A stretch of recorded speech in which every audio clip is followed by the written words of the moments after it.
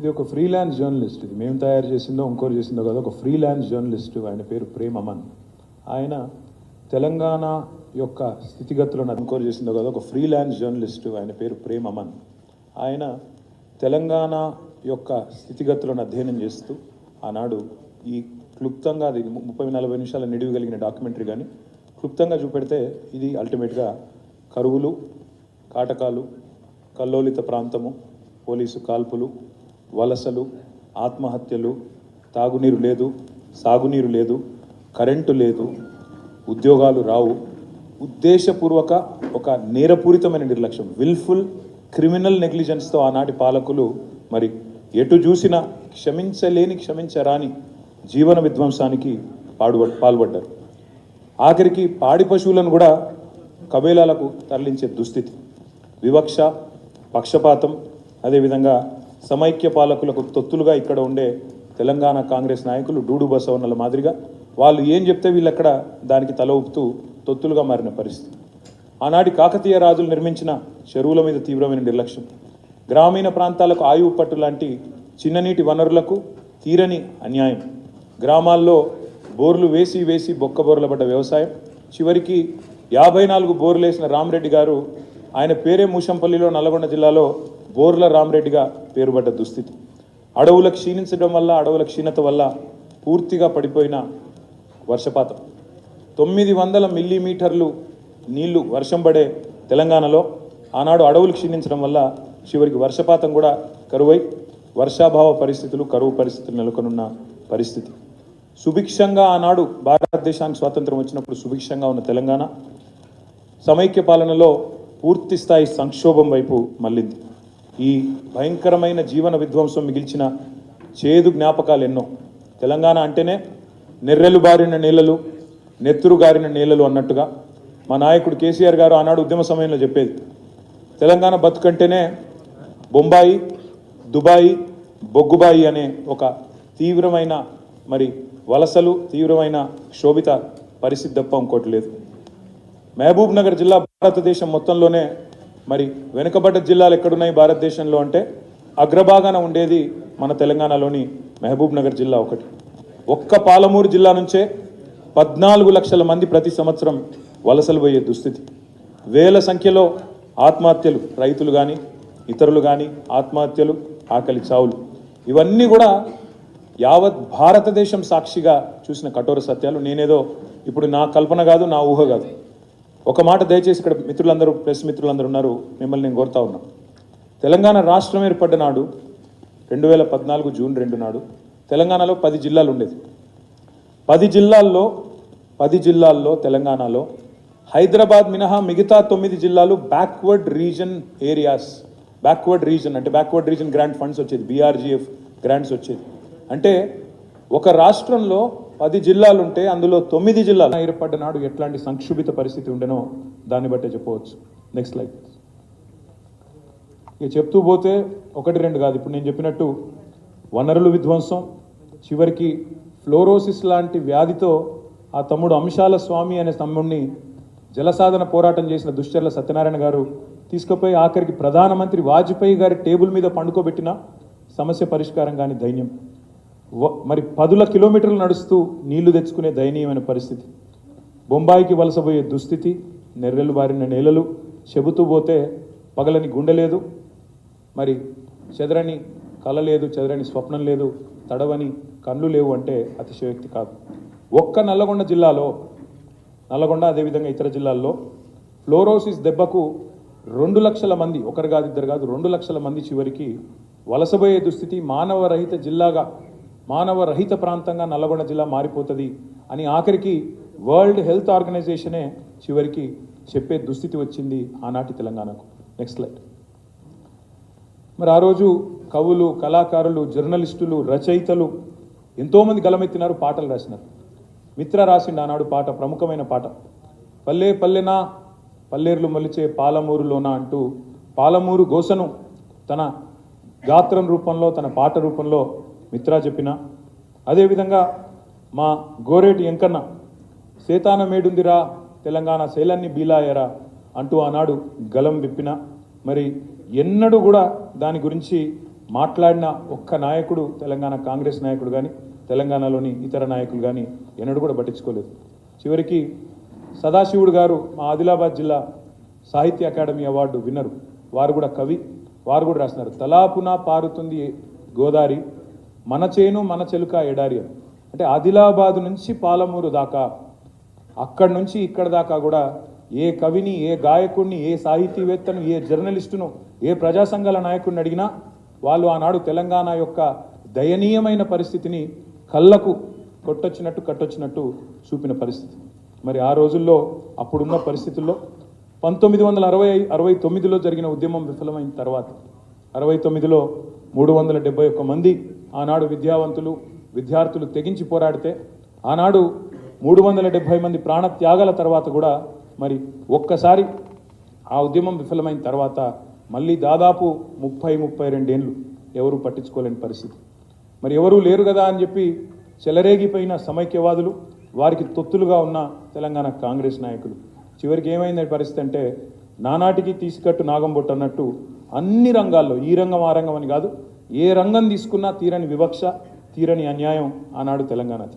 మరి ఇప్పుడే చెప్పినట్టు నాడు కంటతడి పెట్టని తెలంగాణ బిడ్డలేడు, గుండెలు పగలని తెలంగాణ గడపలేదు అంటే అతిశయోక్తి కాదనే మాట కూడా నేను మీకు విజ్ఞప్తి చేస్తూ ఉన్నాను. ఎంతోమంది కవులు, కళాకారులు, విద్యావంతులు, ప్రొఫెసర్ జయశంకర్ గారు లాంటి మేధావులు వీరందరూ కూడా ఆనాడు తమ ఆర్తిని, ఆవేదనను వ్యక్తం చేసినా ఎవరూ పట్టించుకున్న పాపాన పోలేదు. కళ్ళల్లో ఇక నీళ్ళు ఇంకిపోతాయేమో అనే పరిస్థితుల్లో పిడికిలి బిగించి సమరశంఖం పూరించింది మా నాయకుడు, టీఆర్ఎస్ పార్టీ అధినేత, వ్యవస్థాపక అధ్యక్షుడు గౌరవనీయులు పెద్దలు కేసీఆర్ గారు. 2001లో, ఎందుకంటే చాలామంది ఇవాళ చాలా ఈజీగా మాట్లాడుతున్నారు, ముఖ్యంగా ఇప్పుడున్న కాంగ్రెస్ నాయకులు ఉద్యమంలో ఏనాడు లేని వాళ్ళందరూ కూడా ఇవాళ చాలా పెద్ద పెద్ద మాటలు మాట్లాడుతున్నారు. తెలంగాణ వాళ్ళే తెచ్చినామని, మా వల్లనే తెలంగాణ వచ్చిందని మాట్లాడుతున్నారు. ఒకసారి అందుకే మీకు ఏం జరిగింది తెలంగాణ పోరాటంలో, ఎన్ని రకాల రాజీనామాలు, ఉప ఎన్నికలు, దీక్షలు, అమరుల ప్రాణత్యాగాలు, ఎన్ని పోరాట రూపాలు సంక్షిప్తంగా ఒక్క నిమిషంగా ప్రమాణం చేస్తున్నాను. ఉద్యమంలో ఆనాడు విరిగిన లాఠీలకు లెక్కలేదు, నిండిన జైళ్లకు లెక్కలేదు, పేలిన తూటాలకు లెక్కలేదు. ఇవాళ మాట్లాడుతున్నారు కొంతమంది నిర్బంధమని, నియంతృత్వమని. కానీ నిర్బంధం నిజంగా చెప్పాలంటే ఆనాడు, నియంత పాలన అంటే సమైక్య పాలకులది. తెలంగాణ ఇస్తే అంధకారమే అని చెప్పి కట్టెలు పట్టుకొని కట్టుకథలు చెప్పిన వాళ్ళు, ఇవాళ పెద్ద పెద్ద మాటలు మాట్లాడిన వాళ్ళు, వాళ్ళకు తొత్తులుగా పనిచేసిన వాళ్ళు ఇవాళ శ్వేతపత్రాల పేరిట మళ్ళొక్కసారి తెలంగాణను విఫల ప్రయోగంగా, విఫల రాష్ట్రంగా చిత్రీకరించే ప్రయత్నం చేస్తూ ఉన్నారు. కానీ పోరాడి తెచ్చిన తెలంగాణ ఎవరి చేతుల్లో పెడితే న్యాయం జరుగుతుందని ప్రజలు భావించినరో వాళ్ళ చేతుల్లోనే, కేసీఆర్ గారి చేతుల్లోనే పెట్టి ఆనాడు కేసీఆర్ గారిని తెలంగాణ ప్రజలు మొట్టమొదటిసారి 2014లో ముఖ్యమంత్రిగా ఎన్నుకున్న తర్వాత, ఆ రోజు ఉద్యమ విజయం ఫలితంగా తెలంగాణ రాష్ట్రం ఏర్పడ్డ తర్వాత మరి 2014 జూన్ 2 నాడు ఇప్పుడే చూపెట్టినట్టు కేసీఆర్ గారు ముఖ్యమంత్రిగా పదవి బాధ్యతలు చేపట్టినారు. చేపట్టిన నాడు పరిస్థితి ఏంటి అంటే, ఆ రోజు ఆర్థిక చిక్కులు ఒకవైపు, చాలామంది ఇలా కన్వీనియంట్గా మాట్లాడుతున్నారు, 9 ఏళ్ల తర్వాత అదేదో కంటిన్యూస్ ప్రాసెస్ అన్నట్టు, ఇదేదో 50 ఏళ్ల నుంచి ఉన్న రాష్ట్రం అన్నట్టు మాట్లాడుతున్నారు. కొత్త రాష్ట్రం, ఎన్నో రకాల ఆర్థిక చిక్కులు, మరొక వైపు రాజకీయ కుట్రలు. ఈ రాష్ట్రం ఒక విఫల ప్రయోగం, ఇది ఒక విఫల రాష్ట్రం, Telangana is a failed state, not viable state అనే కుట్ర ఒకవైపు.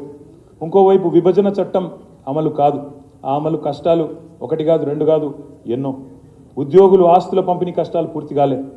ఒకవైపు 2700 మెగావాట్ల విద్యుత్ లోటు, మరొక వైపు వారసత్వంగా సంక్రమించిన తాగునీటి, సాగునీటి సమస్యలు కోకొల్లలుగా ఉన్నాయి. ఇవి రాష్ట్రం ఏర్పడ్డ నాడు మా ముందున్న సవాల్. ఆ రోజు మేము వెరవలేదు. కొంతమంది కుట్రలు ఎట్లుంటాయంటే, రాష్ట్రం ఏర్పడ్డ తొలినాళ్లలోనే మాట్లాడిన మాటలు, బెర్లిన్ గోడనే కూల్చి మళ్ళీ ఈస్ట్ వెస్ట్ జర్మనీ ఒకటైనాయి, అట్లాంటిది తెలంగాణను మళ్ళీ తిరిగి ఆంధ్రలో కలపలేమా అంటూ ఆ రోజు మాటల దాడి. ఇంకోవైపు సరే పేర్లెందుకు కానీ కొంతమంది ఆ రోజు కూడా రాష్ట్ర ప్రభుత్వాన్ని అస్థిరపరిచే ప్రయత్నం, ఎమ్మెల్యేల కొనుగోలు కోసం ప్రయత్నం, ఇంకా చాలా ఇట్లాంటి ఎన్నో జరిగినా ఆ రోజు మరి పునర్నిర్మాణ యజ్ఞం, తెలంగాణ రాష్ట్ర ఏర్పాటు తర్వాత ఒక కొత్త రాష్ట్రానికి మరి ఉన్న సవాళ్ళన్నింటినీ అధిగమిస్తూ పునర్నిర్మాణం ఎట్లా చేయాలి, శిథిలమైన తెలంగాణ, జీవన విధ్వంసం జరిగిన తెలంగాణలో ఎట్లా జరగాలి అనే ఒక ఆలోచన. Next slide. మరి ఏ రకంగా ఈ రాష్ట్ర ఆర్థిక పరిస్థితి, ఈ రాష్ట్రంలో ఉండే ఆదాయ వనరుల మీద స్పష్టత లేనప్పుడు మరి ఈ చిమ్మ చీకట్ల నుంచి ముందుకు ఎట్లా పోవాలి అన్నప్పుడు ఆ రోజు ఈ రకమైన కార్యక్రమాలు తీసుకున్నాం.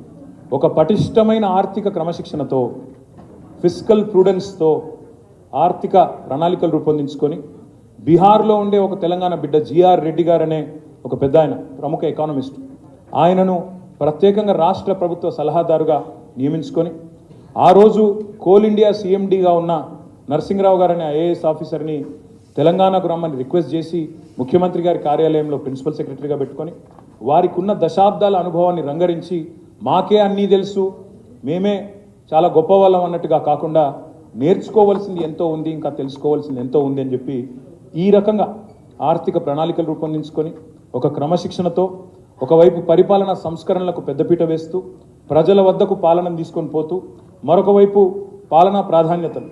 మాకున్న సవాల్ ఏంది ఆ రోజంటే ఎన్నో సవాళ్ళు పోరాడి తెచ్చుకున్న రాష్ట్రంలో మొట్టమొదటి ఛాలెంజ్ ఏంది, ప్రయారిటీ సెక్టర్స్ ఏంటి, ఏ రకమైన ప్రయారిటీస్ పెట్టుకోవాలి, ఏ రకంగా మనం స్పష్టమైన టార్గెట్స్ నిర్దేశించుకోవాలి. అదేవిధంగా దశాబ్దాల పాటు ప్రజలు పోరాటం చేసింది ఎన్నో ఆకాంక్షలతో, మరి ఆకాంక్షలు ఎట్లా నెరవేర్చాలి. ఇంకోవైపు నీళ్లు, నిధులు, నియామకాలన్నాం, వాటిని ఎట్లా నెరవేర్చాలి, నిర్విఘ్నంగా ముందుకు తీసుకొని పోవాలి. తెలంగాణ భౌగోళిక స్వరూపాన్ని ఎట్లా అర్థం చేసుకోవాలి. ఎందుకంటే అప్పుడు కొంతమంది మేధావులు మాట్లాడేటోళ్ళు, నదులు కిందున్నాయి, నేలలు పైనున్నాయి, నీళ్ళు ఎట్లా వస్తాయి మీకు, మీరు ఎట్లా తీసుకుపోతారు నీళ్లు అని ఒక వైపు వాదన. మరొక వైపు అడుగంటిపోయిన భూగర్భ జలాలను పైకి తీసుకురావడం ఒక సవాల్. మరొక వైపు తీవ్రమైన కరెంటు సంక్షోభం నుంచి రాష్ట్రాన్ని బయటపడేయడం మరొక సవాల్. ఆకలి చావులు, ఆత్మహత్యలను ఆపడం, ప్రజల్ని కాపాడుకోవడం మరొక సవాల్. బీడువారిన రైతుల జీవితాలను, బతుకులను బాగు చేయడం మరొక సవాల్. క్షీణించిన శాంతి భద్రతలు, హైదరాబాదులో ప్రతి సంవత్సరం కర్ఫ్యూలు, అదేవిధంగా రాష్ట్ర వ్యాప్తంగా కల్లోల ప్రాంతాలు, వీటిని పటిష్టపరచడం మరొక సవాల్.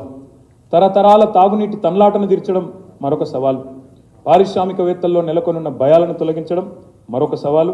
విఫల రాష్ట్రంగా కొన్ని దుష్టశక్తులు ఏవైతే ప్రయత్నాలు చేస్తున్నాయో ఆ దుష్టశక్తులను మరి తిప్పికొట్టడం మరొక సవాల్. Next slide. ఇదొక వైపు. మరొక వైపు ఇవాళ నేను 6.5 ఏళ్ళు అని పెట్టిన, అక్కడ మీరు అడగవచ్చు 6.5 ఏళ్ళు ఏంది, మీరు పరిపాలించింది 9.5 ఏళ్ళు కదా అని.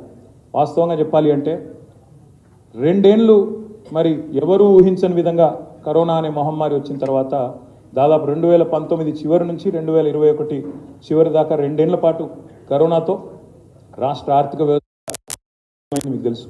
మరొక వైపు పెద్ద నోట్ల రద్దు, ఇంకోవైపు కొత్త రాష్ట్రంగా ఏర్పడి బాలారిష్టాలు, ఇవన్నీ చూస్తే వెరసి మేము నికరంగా పరిపాలించింది నిజంగా చెప్పాలంటే ఎన్నికలు ఇవన్నీ తీసేస్తే 6.5 సంవత్సరాలు మాత్రమే. ఒకవైపు అటు 60 ఏళ్ళ పరిపాలన, ఒకవైపు 60 ఏళ్ళు మాకు వారసత్వంగా కష్టాలు ఇచ్చిపోయిన వాళ్ళ పరిస్థితి ఒకవైపు, 6.5 ఏళ్ళ పరిపాలన ఒకవైపు. ఇందులో మేము పెట్టుకున్న ఆలోచన ఏ రకంగానైనా సరే ప్రాధాన్యత క్రమం, ప్రయారిటీ ఆర్డర్ ఆఫ్ ప్రయారిటీ నిర్మాణం చేసుకోవాలని చెప్పి మొట్టమొదటి ప్రయారిటీ బ్రహ్మాండంగా సంక్షేమం, పేద ప్రజలను కడుపులో పెట్టుకొని కాపాడుకోవడానికి టాప్ ప్రయారిటీ ఇచ్చుకున్నాం. సంక్షేమం తర్వాత, సంక్షేమంలో మీరు చూసినట్టయితే ఆసరా లాంటి పథకాలు, అంటే ఏ పేదవాడు ఆకలి చావుకు లోను కాకూడదు, ఏ పేదవాడు ఎట్టి పరిస్థితుల్లో కూడా నష్టపోకూడదు అనే ఉద్దేశంతో ఆసరా పెట్టుకున్నాం. రెండో ప్రాధాన్యం విద్యుత్ రంగాన్ని సంక్షోభం నుంచి గట్టెక్కించడం.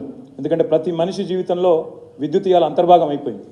పొద్దున్న లేస్తే మనం బటన్ స్విచ్ ఆన్ చేయడంతో మొదలవుతుంది ప్రయాణం, జీవితం. రాత్రి పడుకునే ముందు స్విచ్ ఆఫ్ చేయడంతో బంద్ అవుతూ ఉన్నది. అందుకే దినచర్యలో అంతర్భాగంగా మారిపోయిన విద్యుత్ రంగాన్ని, మంచినీళ్ళ నుంచి సాగునీటి వరకు అన్నింటికీ కీలకమైన విద్యుత్ రంగాన్ని బయటేసేది రెండో ప్రాధాన్యంగా తీసుకున్నాం. మూడో ప్రాధాన్యం మరి వ్యవసాయ రంగాన్ని సంక్షోభం నుంచి బయటేయాలా. లక్షలాది మంది రైతులు ఏ ఆశించైతే సాగునీరు ఆశించి, కరెంటు ఆశించి, మరి సపోర్ట్ ఆశించి తెలంగాణ కోసం పోరాటం చేసినారో వాళ్లకు అండగా నిలబడడం, ఆత్మహత్యలు ఆపడం, వలస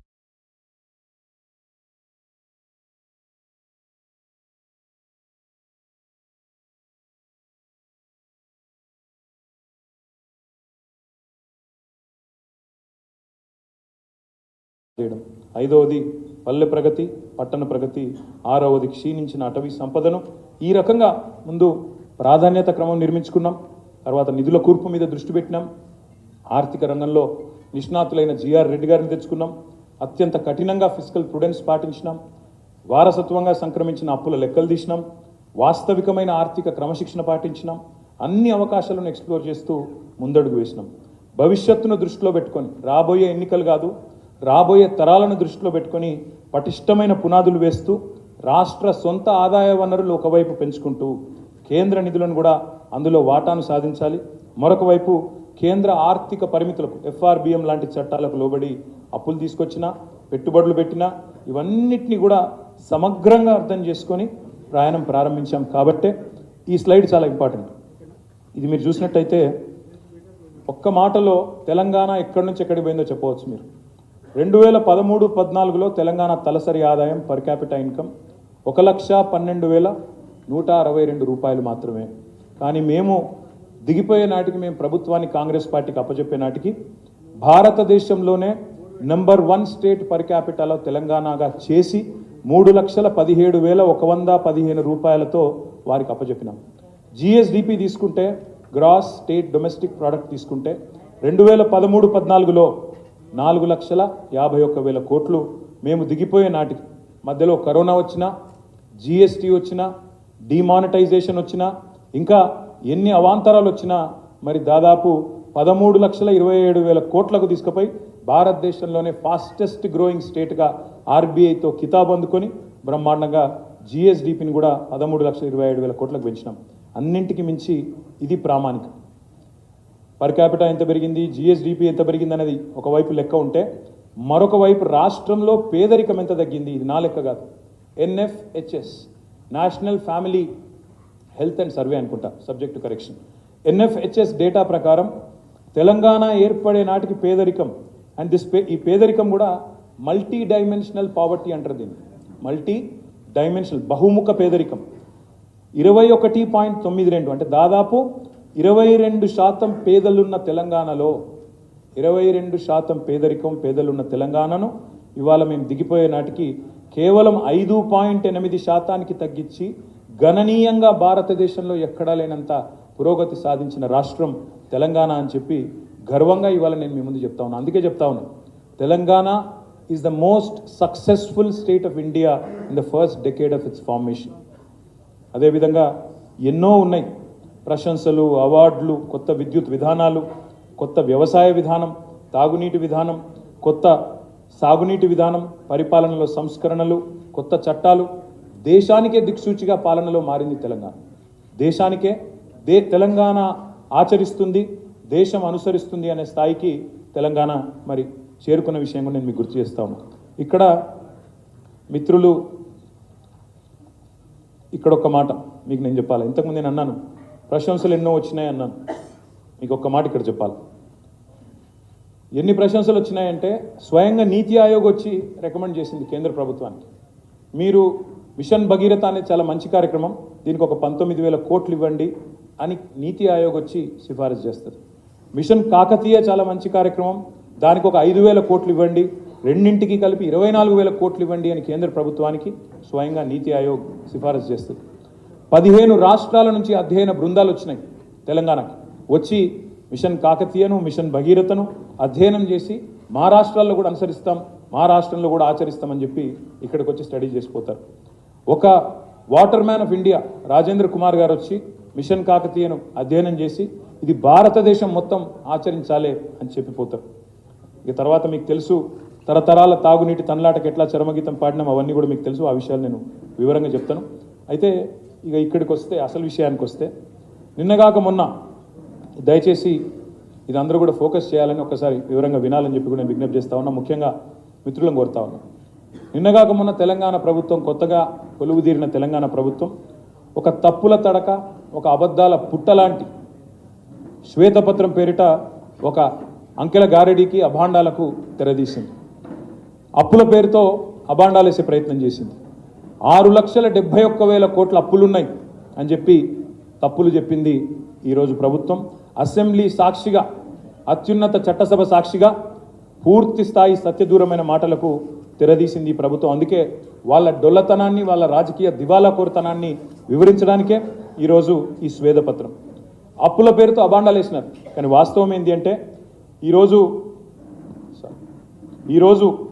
తెలంగాణ అప్పులు వాస్తవికంగా ఎంత వాళ్ళు చెప్పిన లెక్క ప్రకారమే 3 లక్షల వాళ్ళ శ్వేతపత్రంలో చెప్పారు. FRBM పరిమితిలో ఉన్న అప్పులు కేవలం 3,89,673 కోట్లు. 3,89,673 కోట్లు. అందులో వాళ్ళ ప్రభుత్వం మాకు ఇచ్చిపోయిన అప్పులు పాత అప్పు ఆనాడు 2013-14లో వాళ్ళు దిగిపోయే నాటికి ఉన్న అప్పులు 72,658 కోట్లు. ఇక్కడ ఒక్క మాట కీలకం, దయచేసి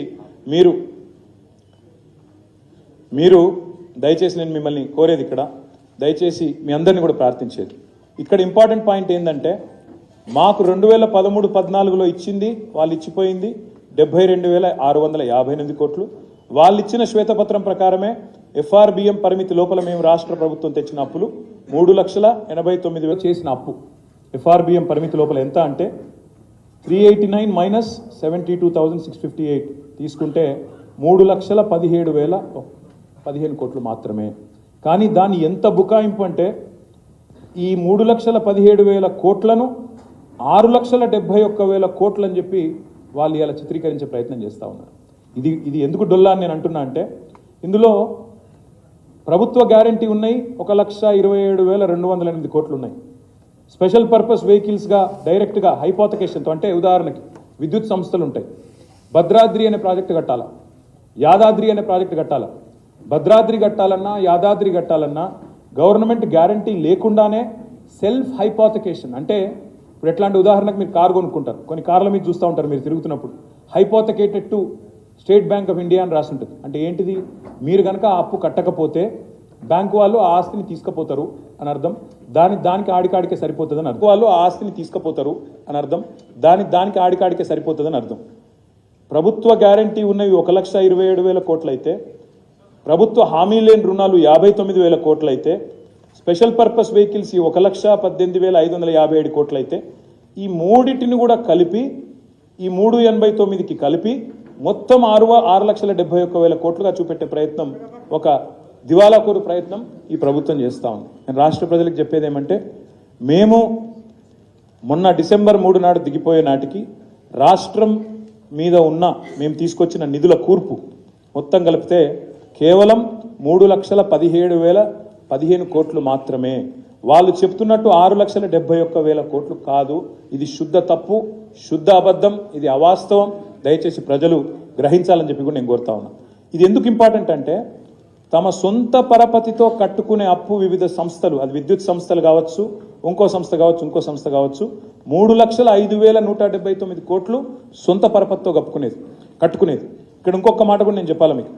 ఈ ప్రభుత్వం ఎంత దివాలాకోరు ప్రభుత్వం అని చెప్పడానికి నేను చెప్తా ఉన్నా. ఈ ప్రభుత్వం మొన్న సివిల్ సప్లైస్ కార్పొరేషన్లో 56,000 కోట్ల అప్పులు ఉన్నాయని చెప్పింది. 56,000 కోట్ల అప్పుల పాలైపోయింది సివిల్ సప్లైస్ కార్పొరేషన్ అని చెప్పినారు. ఇది ఈరోజు ఉదయం సివిల్ సప్లైస్ కార్పొరేషన్ ఏం చేస్తుందంటే తాత్కాలిక క్యాష్ క్రెడిట్ లిమిట్స్ తీసుకుంటుంది. ఎందుకంటే వాళ్ళు సేకరించేది ధాన్యం, ఆ ధాన్యాన్ని మళ్ళీ తిరిగి అమ్ముతారు, వచ్చిన పైసలు వాళ్ళు సేకరించేది ధాన్యం, ఆ ధాన్యాన్ని మళ్ళీ తిరిగి అమ్ముతారు, వచ్చిన పైసలు వచ్చినట్టు మళ్ళీ ఒక రొటేషన్ సిస్టంలో కట్టుకుంటూ పోతూ ఉంటారు. ఇవాళ ఉదయం సివిల్ సప్లైస్ కార్పొరేషన్ వెబ్సైట్ చూపెడుతున్న ప్రకారం వాళ్లకు ఈరోజు ఈ నిమిషానికి ఉన్న క్యాష్ క్రెడిట్ లిమిట్ శాంక్షన్ 24,600 కోట్లు మాత్రమే. 4 రోజుల కింద ప్రభుత్వం చెప్పింది 56,000 కోట్ల అప్పులు ఉన్నాయి సివిల్ సప్లైస్ కార్పొరేషన్ కానీ వాస్తవం ఒక చిత్రం ఏంటంటే అది క్యాష్ క్రెడిట్ లిమిట్స్. అవి అంటే ఇంకొక అడుగు ముందుకేసి చెప్పాలంటే, ప్రజలకు అర్థమయ్యేటట్టు చెప్పాలంటే, సివిల్ సప్లైస్ కార్పొరేషన్లో 56,000 కోట్ల అప్పు ఉందని ప్రభుత్వం చెప్తోంది. కానీ వాస్తవం ఏంది అంటే అదే సివిల్ సప్లైస్ కార్పొరేషన్ దగ్గర 30,000 కోట్ల విలువ చేసే ధాన్యం వాళ్ళ దగ్గర ఉంది. ఆ ధాన్యం అమ్మితే, ఆ స్టాక్ అమ్మితే 30,000 కోట్లు తిరిగి వెంటనే ప్రభుత్వానికి సివిల్ సప్లైస్ కార్పొరేషన్కి వస్తాయి. రెండవ మాట, ఆల్రెడీ అమ్మిన ధాన్యం ఫుడ్ కార్పొరేషన్ ఆఫ్ ఇండియా నుంచి రావాల్సిన పైసలు 16,000 కోట్లు ఉన్నాయి. ఆ రిసీవబుల్స్ని, ఈ స్టాక్స్ని రెండింటిని చూపకుండా, రెండింటి గురించి మాట్లాడకుండా 56,000 కోట్ల అప్పు, 56,000 కోట్ల అప్పు అని దాన్ని కూడా ఇంట్లో లోడ్ చేసిండ్రు. ఈ 6,71,000 కోట్లు అనే దానిలో దాన్ని కూడా మోపి లేని అప్పును ఉన్న అప్పుగా చూపెట్టి తిమ్మిని బమ్మిని చేసే ప్రయత్నం. రిసీవబుల్స్, స్టాక్స్ ఉన్నా, ఆస్తులున్నా వాటిని చూపెట్టకుండా దాచేసి మా మీద బట్టగాల్చి మీదేసే ప్రయత్నం ఏదైతే చేసినారో దానికి ఒక సివిల్ సప్లైస్ కార్పొరేషనే ఒక గొప్ప ఉదాహరణ. మీరు కూడా ఇప్పుడే పోవచ్చు, ఈరోజు ఆదివారం, వెబ్సైట్ ఈరోజు ఇంకా కూడా ఆనే ఉంది. సివిల్ సప్లైస్ కార్పొరేషన్ పోతే, వెబ్సైట్ పోతే మీరే చూస్తారు 24,600 కోట్ల cash credit sanction limit sanction అయ్యి ఉన్నది. అది కూడా డైనమిక్గా ఎప్పటికప్పుడు మారుతుంది. రేపు మీరు చూస్తే స్టాక్ అమ్మిన అనుకోండి, ఇంకొన్ని డబ్బులు వస్తాయి కాబట్టి అది ఇంకా తగ్గుతుంది. రిసీవబుల్స్ వచ్చినాయనుకోండి, అది దాదాపు 10,000కో 5,000 కోట్లకో తగ్గిపోయే పరిస్థితి ఉంటుంది. కాబట్టి ఇది చాలా ఇంపార్టెంట్ స్లైడ్. దయచేసి నేను మీడియా మిత్రులను కోరుతా ఉన్నా, అదేవిధంగా మా నాయకుల్ని కూడా కోరుతా ఉన్నా, ఇది చాలా చాలా ఇంపార్టెంట్ స్లైడు. ప్రభుత్వం యొక్క వాదన శుద్ధ తప్పు. కేవలం స్థూలంగా మొత్తం రాష్ట్ర ప్రభుత్వం మీద ఉన్న రుణాలు ఇవి కూడా లాంగ్ టర్మ్ రుణాలు, ఇవి అన్నీ కూడా 10 ఏళ్ళ పైబడి, 15 ఏళ్ళు, 20 ఏళ్ళు వాళ్ళు మాట్లాడుతున్న మాటలు, పుట్టబోయే బిడ్డ మీద అప్పు పెట్టినారు, ప్రతి మనిషి మీద అప్పు పెట్టినారు అనేది అయితే మాట్లాడినారో అది శుద్ధ తప్పు అనే మాట నేను మీకు విజ్ఞప్తి చేస్తా ఉన్నా. ఇంకొక మాట కూడా చెప్పాలి. రాష్ట్ర ముఖ్యమంత్రి గారు స్వయంగా చెప్తారు ఆర్టీసీ అప్పుల గురించి. ఆర్టీసీ అప్పులేదో కేసీఆర్ ప్రభుత్వం వచ్చినాకనే చేసినట్టు ఇవాళ ఒక పేపర్ రాసింది. మేడ్చల్లో భూములు తనఖా పెట్టినారు అని చెప్పి అడ్డంగా రాస్తున్నారు. ఆర్టీసీ అనే కార్పొరేట్ భూములు ఉన్నాయి. హైదరాబాద్ నడిబొడ్డులోని ఆర్టీసీ ఎక్స్ రోడ్స్తో సహా విలువైన భూములు ఎన్నో ఉన్నాయి. అవి కార్పొరేషన్ ఆస్తులు. కార్పొరేషన్ ఆస్తులు తనఖా పెట్టుకొని కార్పొరేషన్ లోన్ తెచ్చుకుంటే కూడా అది ప్రభుత్వమే చేసింది, ప్రభుత్వమే అప్పుల పాలు చేస్తుందని చెప్పి దుష్ప్రచారం చేసే ప్రయత్నం చేస్తున్నారు. సెల్ఫ్ సఫిషియెంట్ కార్పొరేషన్స్ ఏవైతే ఉంటాయో, సివిల్ సప్లైస్ కానీ, ఆర్టీసీ కానీ, ఎలక్ట్రిసిటీ, జెన్కో కానీ, ఇవన్నింటిని కూడా కలిపి లేని అప్పులు ఉన్నట్టుగా చేసే ప్రయత్నం ఏదైతే ఉందో దీన్ని రాష్ట్ర ప్రజలు, మా నాయకులు, మీడియా మిత్రులు అందరూ కూడా దయచేసి గ్రహించాలని చెప్పి కూడా నేను మీకు విజ్ఞప్తి చేస్తా ఉన్నాను. ఎందుకు ఇవాళ తెలంగాణ స్వేదపత్రం ప్రచురిస్తున్నామంటే, ఒకవైపు వాళ్ళు లేవనెత్తిన అంశాలలోని డొల్లతనాన్ని బయటపెట్టడంతో పాటు తెలంగాణ సాధించిన విజయాలను కూడా ఒక్కసారి మీకు గుర్తు చేయాల్సిన అవసరం ఉంది. తెలంగాణను ఒక విఫల రాష్ట్రంగా చూపెట్టే ప్రయత్నం ఏదైతే చేస్తూ ఉన్నారో అది శుద్ధ తప్పు. తెలంగాణ ఇవాళ ఆకాశమంత ఎత్తున, హిమాలయ పర్వత స్థాయిలో భారతదేశంలో ఒక ఆదర్శ రాష్ట్రంగా, అగ్రగామి రాష్ట్రంగా ఉన్నది. రాష్ట్ర ప్రతిష్టను దెబ్బతీసే ప్రయత్నం ఏదైతే వాళ్ళు చేస్తూ ఉన్నారో ఇది తప్పు అని చెప్పే ప్రయత్నం. మేము చెప్పిన ప్రతి లెక్క ఇదేదో నా సొంత కవిత్వమో, టీఆర్ఎస్ పార్టీ లెక్కనో, మా కేసీఆర్ గారు ఇచ్చిన లెక్కనో కాదు. వీటన్నిటికీ సోర్సెస్ ఏంటి అంటే RBI, reserve bank of India, controller and auditor general యొక్క లెక్కలు, పార్లమెంట్ సాక్షిగా కేంద్ర ప్రభుత్వం, మినిస్ట్రీ ఆఫ్ స్టాటిస్టిక్స్ ప్రవేశపెట్టిన నివేదికలు, నీతి ఆయోగ్ వంటి సంస్థలు, అదేవిధంగా రాష్ట్ర కేంద్ర ప్రభుత్వంలోని ఇతర సోషియో ఎకనామిక్ సర్వేసు, అదేవిధంగా రాష్ట్ర కేంద్ర ప్రభుత్వాలు పెడుతున్న మరి లెక్కలే అని చెప్పి కూడా నేను మీకు విజ్ఞప్తి చేస్తా ఉన్నాను. మేము కేవలం తెలంగాణకు ఆస్తులు సృష్టించిన ప్రభుత్వం, పార్టీ మాత్రమే కాదు, తెలంగాణ అనే అస్తిత్వాన్ని సృష్టించిన పార్టీ, అస్తిత్వాన్ని సృష్టించిన నాయకుడు మా నాయకుడు పెద్దలు, అస్తిత్వాన్ని సృష్టించిన నాయకుడు మా నాయకుడు పెద్దలు కేసీఆర్ గారు అనే మాటను కూడా నేను మీకు గుర్తు చేస్తా ఉన్నా. ఇవి మచ్చుకు కొన్ని. నేను ఇక్కడ ఒక మాట అడుగుతా ఉన్నా. అక్కడ మీరు చూస్తున్నారు, ఆకాశమంత ఎత్తున భారతదేశంలో కాదు ప్రపంచంలోనే అతి పెద్దదైన 125 అడుగుల సమున్నత ఒక దళితుల ఆత్మగౌరవానికి, రాష్ట్రంలోని అణగారిన వర్గాల ఆత్మగౌరవానికి ప్రతీకగా నిలబడ్డ డాక్టర్ బాబాసాహెబ్ బిఆర్ అంబేద్కర్ గారు. ఈ ఆస్తికి ఎట్లా వెలువగడతారు మీరు? దాన్ని ఎట్లా కొలుస్తారు? ఏ లెక్కన కొలుస్తారు? ఎన్నో ఉన్నాయి. కానీ ఇక్కడ ఒక మాట కూడా మీకు చెప్పాలా, వాళ్ళు ఎంత దుర్మార్గం అంటే 60 ఏళ్ళ ఖర్చు వాళ్ళ శ్వేతపత్రంలో చూపెట్టింది.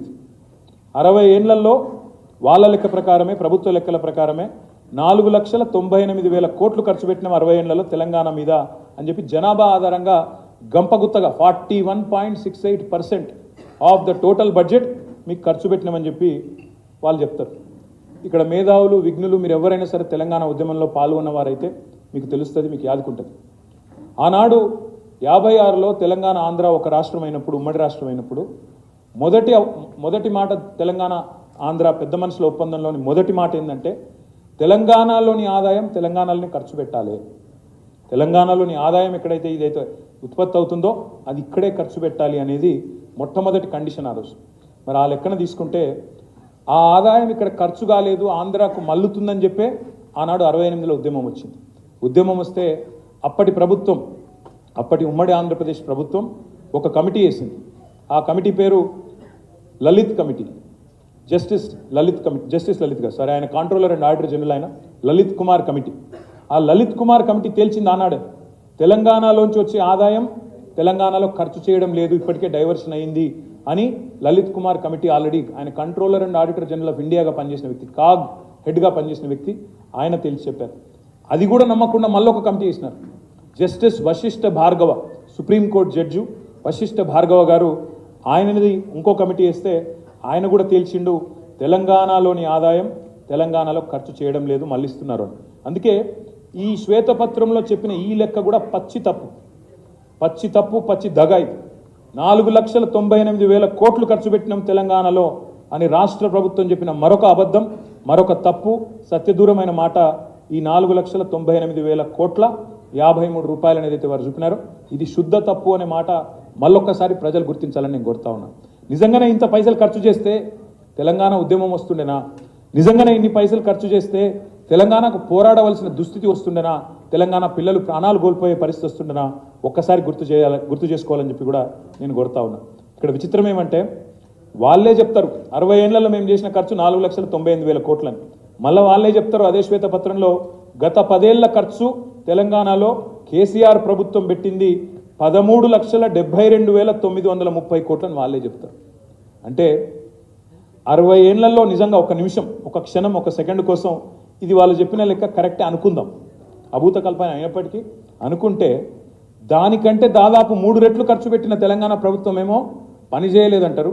కానీ వాళ్ళు మాత్రం 60 ఏళ్లలో పెట్టింది మాత్రం చాలా గొప్పగా పెట్టినాం, ఖర్చు పెట్టినాం అని చెప్పి మన ముఖ్యమంత్రి గారు, మన గౌరవ పెద్దలు కేసీఆర్ గారిని తూలనాడే ప్రయత్నం, తెలంగాణ రాష్ట్ర ప్రతిష్టను దెబ్బతీసే ప్రయత్నం వారు చేసినారు. అందుకే ఆస్తులు అస్తిత్వం సృష్టించిన పార్టీగా, తెలంగాణకు అద్భుతమైన సంపద సృష్టించిన పార్టీగా వాస్తవాలు చెప్పాల్సిన బాధ్యత మా ముందు ఉంది. కాబట్టే నేను ఒక్కొక్క సెక్టర్ వైజ్ మేము ఏం చేసినా కూడా చెప్పే ప్రయత్నం మీకు చేస్తాను. ఎలక్ట్రిసిటీ మీద వాళ్ళు చాలా మాటలు మాట్లాడినారు మొన్న.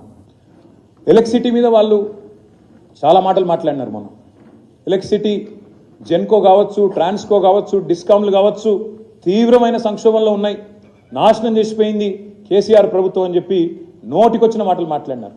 నేను ఒక్కసారి దయచేసి ఇది గమనించాలని చెప్తా ఉన్నాను. తెలంగాణ ఏర్పడ్డ నాడు ఈ మొత్తం ప్రజెంటేషన్ మీకు ఇస్తాను, పబ్లిక్ డొమైన్లో పెడతాను, ఇది అందరికి కూడా అందుబాటులో ఉంటుంది.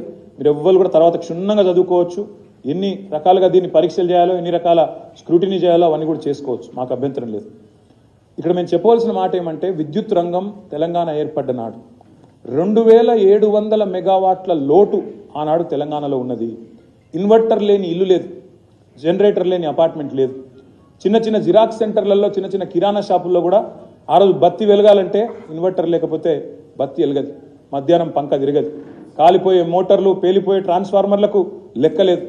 22,000 కోట్ల అప్పు ఆనాటికే మాకు అప్పచెప్పి 2,700 మెగావాట్ల లోటు విద్యుత్తుతో మాకు ఆనాడు అప్పచెప్పి పోతే మేమేం చేసినామో ఒకసారి చెప్పాలి మీకు. ఏం చేసినామంటే మాకు అప్పచెప్పినాడు 7,778 మెగావాట్ల స్థాపిత విద్యుత్ సామర్థ్యం. మేము దిగిపోయే నాడు 19,464 మెగావాట్ల విద్యుత్ సామర్థ్యానికి పెంచి దాదాపు 12,000, సుమారుగా 12,000 మెగావాట్ల విద్యుత్తును, అంటే 60 ఏళ్లలో వాళ్ళు 7,700 చేస్తే మేము కేవలం 10 ఏళ్లలో 12,000 మెగావాట్ల విద్యుత్తును రాష్ట్ర ప్రజలకు తరగని సంపదగా యాడ్ చేసినాం. ఇక్కడ ఇంకొక మాట కూడా చెప్తాను నేను. ఇది నెక్స్ట్ ఇయర్ కల్లా చూస్తే ఈ 19,000 నెక్స్ట్ ఇయర్ కల్లా యాదాద్రి కమిషన్ అయితే 25,000 మెగావాట్లకు చేరుకుంటుంది. అంటే ఎక్కడ 7,700 మెగావాట్లు, ఎక్కడ 25,000 మెగావాట్లు, దయచేసి ప్రజలు ఆలోచించాలని చెప్పి నేను విజ్ఞప్తి చేస్తా ఉన్నాను. ఇంకొక మాట, తలసరి విద్యుత్ వినియోగం పర్ క్యాపిటల్ కన్జంప్షన్ 13-14లో 1,196 యూనిట్లు ఉంటే ఈరోజు 2,140 యూనిట్లకు పెరిగింది.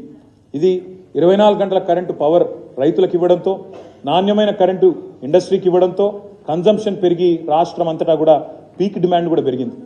13-14లో పీక్ డిమాండ్ 5,661 మెగావాట్లు ఉంటే ఈరోజు 22-23లో 15,497 మెగావాట్లు.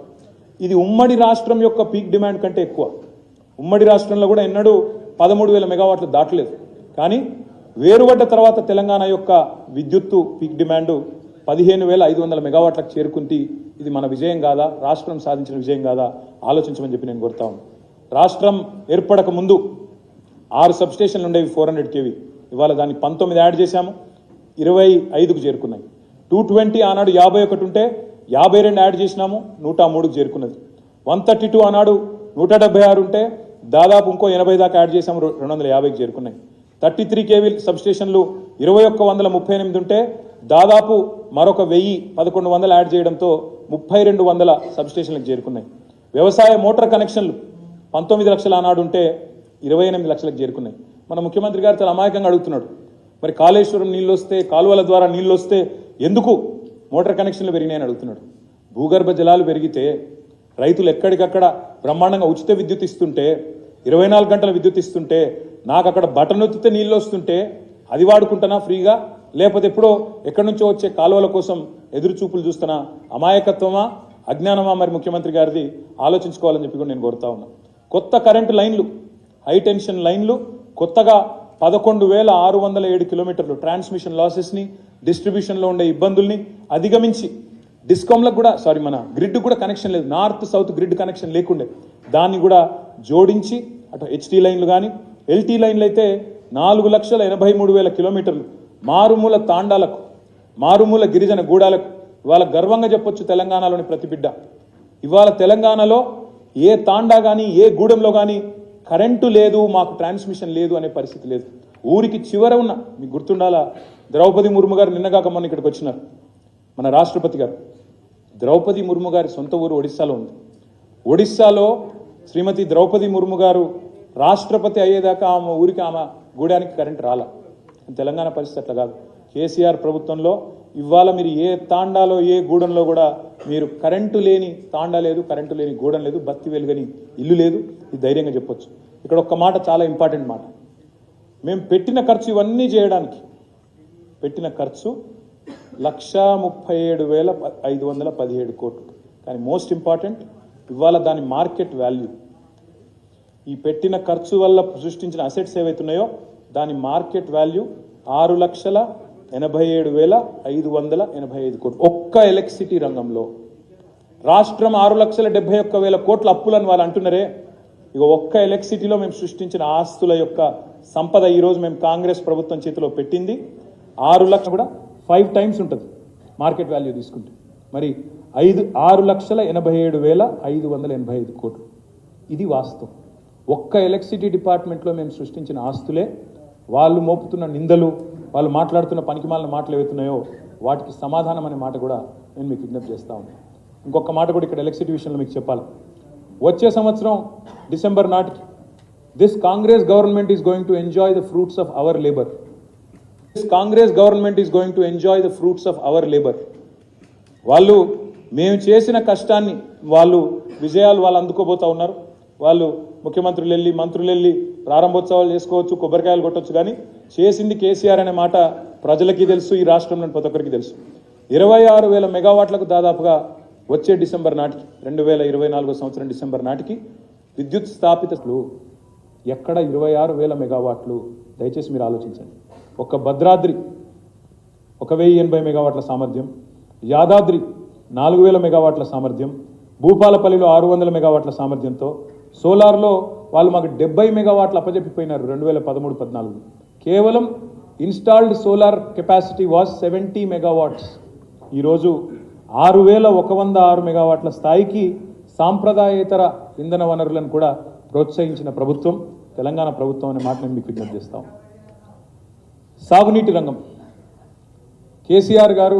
కేసీఆర్ అంటేనే కే అంటే కాలువలు, సి అంటే చెరువులు, ఆర్ అంటే రిజర్వాయర్లను చందాన సాగునీటి ప్రాజెక్టుల మీద మొత్తం మేము పెట్టిన ఖర్చు 1,76,000 కోట్లు. అందులో పెండింగ్ 1,76,000 కోట్లు.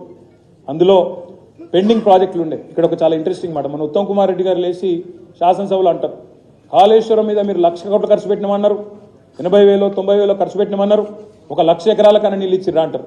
నేను వారికి గుర్తు చేస్తా ఉన్నా, మీరు మాకు అప్పచెప్పిపోయినాడు పాలమూరు జిల్లాలో, మా చంద్రశేఖర్ రెడ్డి గారు ఇక్కడే ఉన్నారు, పాలమూరు జిల్లాలో కల్వకుర్తి, నెట్టెంపాడు, భీమా 3 కూడా పెండింగ్ ప్రాజెక్టులుగా ఉండేది, పూర్తి కాల.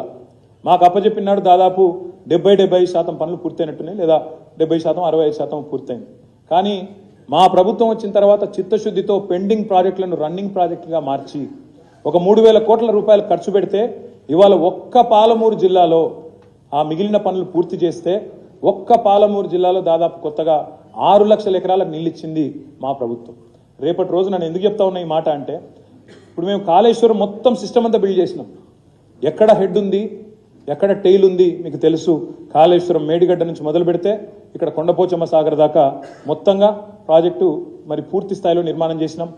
మొత్తం ఈ 10 ఏళ్లలో 204 టీఎంసీల రిజర్వాయర్లు, అటు పాలమూరు రంగారెడ్డి, సీతారామ, కాళేశ్వరం 3 కలిపితే 204 టీఎంసీల రిజర్వాయర్ల ఏర్పాటు చేసింది మా ప్రభుత్వం. 204 టీఎంసీలు అంటే ప్రజలకు ఒక అవగాహన ఉండాలి కాబట్టి, మీరందరూ హుస్సేన్ సాగర్ చూసే ఉంటారు. హుస్సేన్ సాగర్ యొక్క కెపాసిటీ 1 టీఎంసీ అంటే 204 హుస్సేన్ సాగర్లను ఇవాళ ఏర్పాటు చేసి ఎక్కడికక్కడ నదులు కిందున్నాయి, నేల పైనుంది, ఎట్లొస్తాయి నీళ్లు అనే వాళ్ళకి సమాధానం చెప్తూ ప్రపంచంలోనే అతిపెద్ద లిఫ్ట్ ఇరిగేషన్ ప్రాజెక్టులు కడుతూ అద్భుతంగా ఈరోజు మొత్తం ఇన్ఫ్రాస్ట్రక్చర్ అంతా వడ్డిచ్చిన విస్తరిలాగా ఇలా వాళ్ళ చేతిలో పెట్టినాం. మరి ఈ వడ్డిచ్చిన విస్తారికి మీరు చేయాల్సిందల్లా ఒకటే, దానికి మీరు కాలువలు ఏర్పాటు చేస్తే బ్రహ్మాండంగా పూర్తి స్థాయిలో ఒక నూతనంగా మేము తీసుకున్న ఈ ప్రాజెక్టులతో 50 లక్షల ఎకరాలకు సాగునీళ్లు, ఆయకట్టు స్థిరీకరణ అంటే స్టెబిలైజేషన్ ఆఫ్ ది ఎగ్జిస్టింగ్ ఆయకట్టు. మా ప్రశాంత్ రెడ్డి గారు ఇక్కడే ఉన్నారు. ప్రశాంత్ రెడ్డి గారి జిల్లాలో పక్కనే ఉండే ఆదిలాబాద్ జిల్లా, ప్రశాంత్ రెడ్డి గారి నిజామాబాద్ జిల్లా మధ్యలోనే పోచంపాడు ప్రాజెక్టు, ఎస్ఆర్ఎస్పి ప్రాజెక్టు ఉంటుంది. ఆ ఎస్ఆర్ఎస్పి పైన మహారాష్ట్ర వరుస బ్యారేజీలు కట్టిన తర్వాత ఎస్ఆర్ఎస్పిలోకి నీళ్లు రాకుండా నీళ్లు ఇంకిపోయి గోదావరి ఎండిపోయే పరిస్థితి. ఇవాళ కేసీఆర్ గారి భగీరథ ప్రయత్నంతో కాళేశ్వరం నుంచి నీళ్లు రివర్స్ పంపింగ్ ద్వారా ఒక 1000 కోట్ల రూపాయలతో రివర్స్ పంపింగ్ చేస్తే ఆయకట్టు మొత్తం ఎస్ఆర్ఎస్పి ఆయకట్టు స్థిరీకరించబడి ఇవాళ టైలెండ్, కోదాడ, తుంగతుర్తి, సూర్యాపేట, డోర్నకల్లు, మెహబూబాబాదు, మా పాలకుర్తి, దయాకర్రావు గారు కూడా ఇక్కడే ఉన్నారు, వారందరికీ నీళ్ళు ఇచ్చిన ప్రాజెక్టు కాళేశ్వరం. అట్లాంటి కాళేశ్వరం ప్రాజెక్టును కూడా బట్టగాల్చి మీదేసేటట్టు ఒక బరాజులో ఏదో అయితే, అంత పెద్ద కాళేశ్వరం ప్రాజెక్టులో ఒక్క బరాజులో చిన్న నిర్మాణ లోపం ఉంటే ప్రాజెక్టు మొత్తమే లోపభూయిష్టం అన్నట్టు చూపెట్టే ప్రయత్నం ఏదైతే చేసినారో అది శుద్ధ తప్పు. నేను అందుకే అంటా ఉన్నా, నూతనంగా 50 లక్షల ఎకరాలకు సాగునీళ్లు, ఆయకట్టు స్థిరీకరణ చేయడంతో పాటు వాళ్ళు గనక ఇప్పుడు కాలువలు కట్టుకుంటే, ఈ ప్రభుత్వం ఈ రాబోయే 3 ఏళ్లలో కాలువలు కడితే 30 లక్షల ఎకరాలకు అదనంగా సాగునీరిచ్చి స్థిరీకరించవచ్చు అనే మాట నేను రాష్ట్ర ప్రజలందరికీ కూడా ఈ ప్రజెంటేషన్ ద్వారా, ఈ నివేదిక ద్వారా నేను మీకు విజ్ఞప్తి చేస్తా ఉన్నా. ఇక్కడ అన్నింటికన్నా ముఖ్యమైన మాట, ఎందుకు పెరిగినాయి పంపు సెట్లు అని మన ముఖ్యమంత్రి గారు అంటాడు అసెంబ్లీలో. ఎందుకు పెరిగినాయి? ఉచిత కరెంట్ ఒక దిక్కు, భారతదేశంలోనే అత్యధికంగా భూగర్భ జలాలు పెంచిన ఘనత మా ప్రభుత్వానిది, కేసీఆర్ గారి ప్రభుత్వానిది. మిషన్ కాకతీయ కావచ్చు, అద్భుతంగా అటవీ సంపద పెంచడం కావచ్చు, వర్షపాతం మంచిగా అపారంగా రావడం కావచ్చు, దానివల్ల భారతదేశంలోనే అత్యధికంగా భూగర్భ జలాలు 6 మీటర్లు పెరిగినాయి. ఇంకోవైపు 24 గంటల కరెంట్ ఉంది. కాబట్టి రైతులు సహజంగానే యాడికెళ్ళో నీళ్లు తెచ్చుకోకుండా తమ పొలంలో తాము మంచిగా బోరేసుకొని, బోరు మందం ఖర్చు పెట్టుకొని, ఫ్రీగా కరెంటు, ఫ్రీగా పెట్టుబడి, ఫ్రీగా ధీమాగా వ్యవసాయం చేసుకునే పరిస్థితి ఉన్నప్పుడు తప్పకుండా 18 లక్షలు 19 లక్షల పంపు సెట్లు 27 లక్షలు అవుతాయి. తప్పేమున్నదల్లా? మీ హయాంలో మీరు కాలువల మీద పోయి మోటార్లను, వైర్లు కోసి మోటార్లను ఆనాడు మా ఎస్ఆర్ఎస్పి కాలువల మీద, కాకతీయ కాలువల మీద తన్ని పారేసేది. ఆనాడు రైతులు విద్యుత్ చౌర్యం చేస్తున్నారని చెప్పి మోటార్లు ఎత్తుకపోయి పోలీస్ స్టేషన్లలో పెట్టేది కాంగ్రెస్ ప్రభుత్వం. మేము ఆ తప్పు చేయలేదు. సమృద్ధిగా బ్రహ్మాండంగా నీళ్ళు ఇచ్చినాం. నీళ్ళు ఇవ్వడంతో పాటు అన్నింటికన్నా ముఖ్యం ఈ పని చేసినాం. ఈ ప్రాజెక్టుల మీద పెట్టిన ఖర్చు కేవలం సాగునీటి మీద పెట్టిన ఖర్చే కాదు.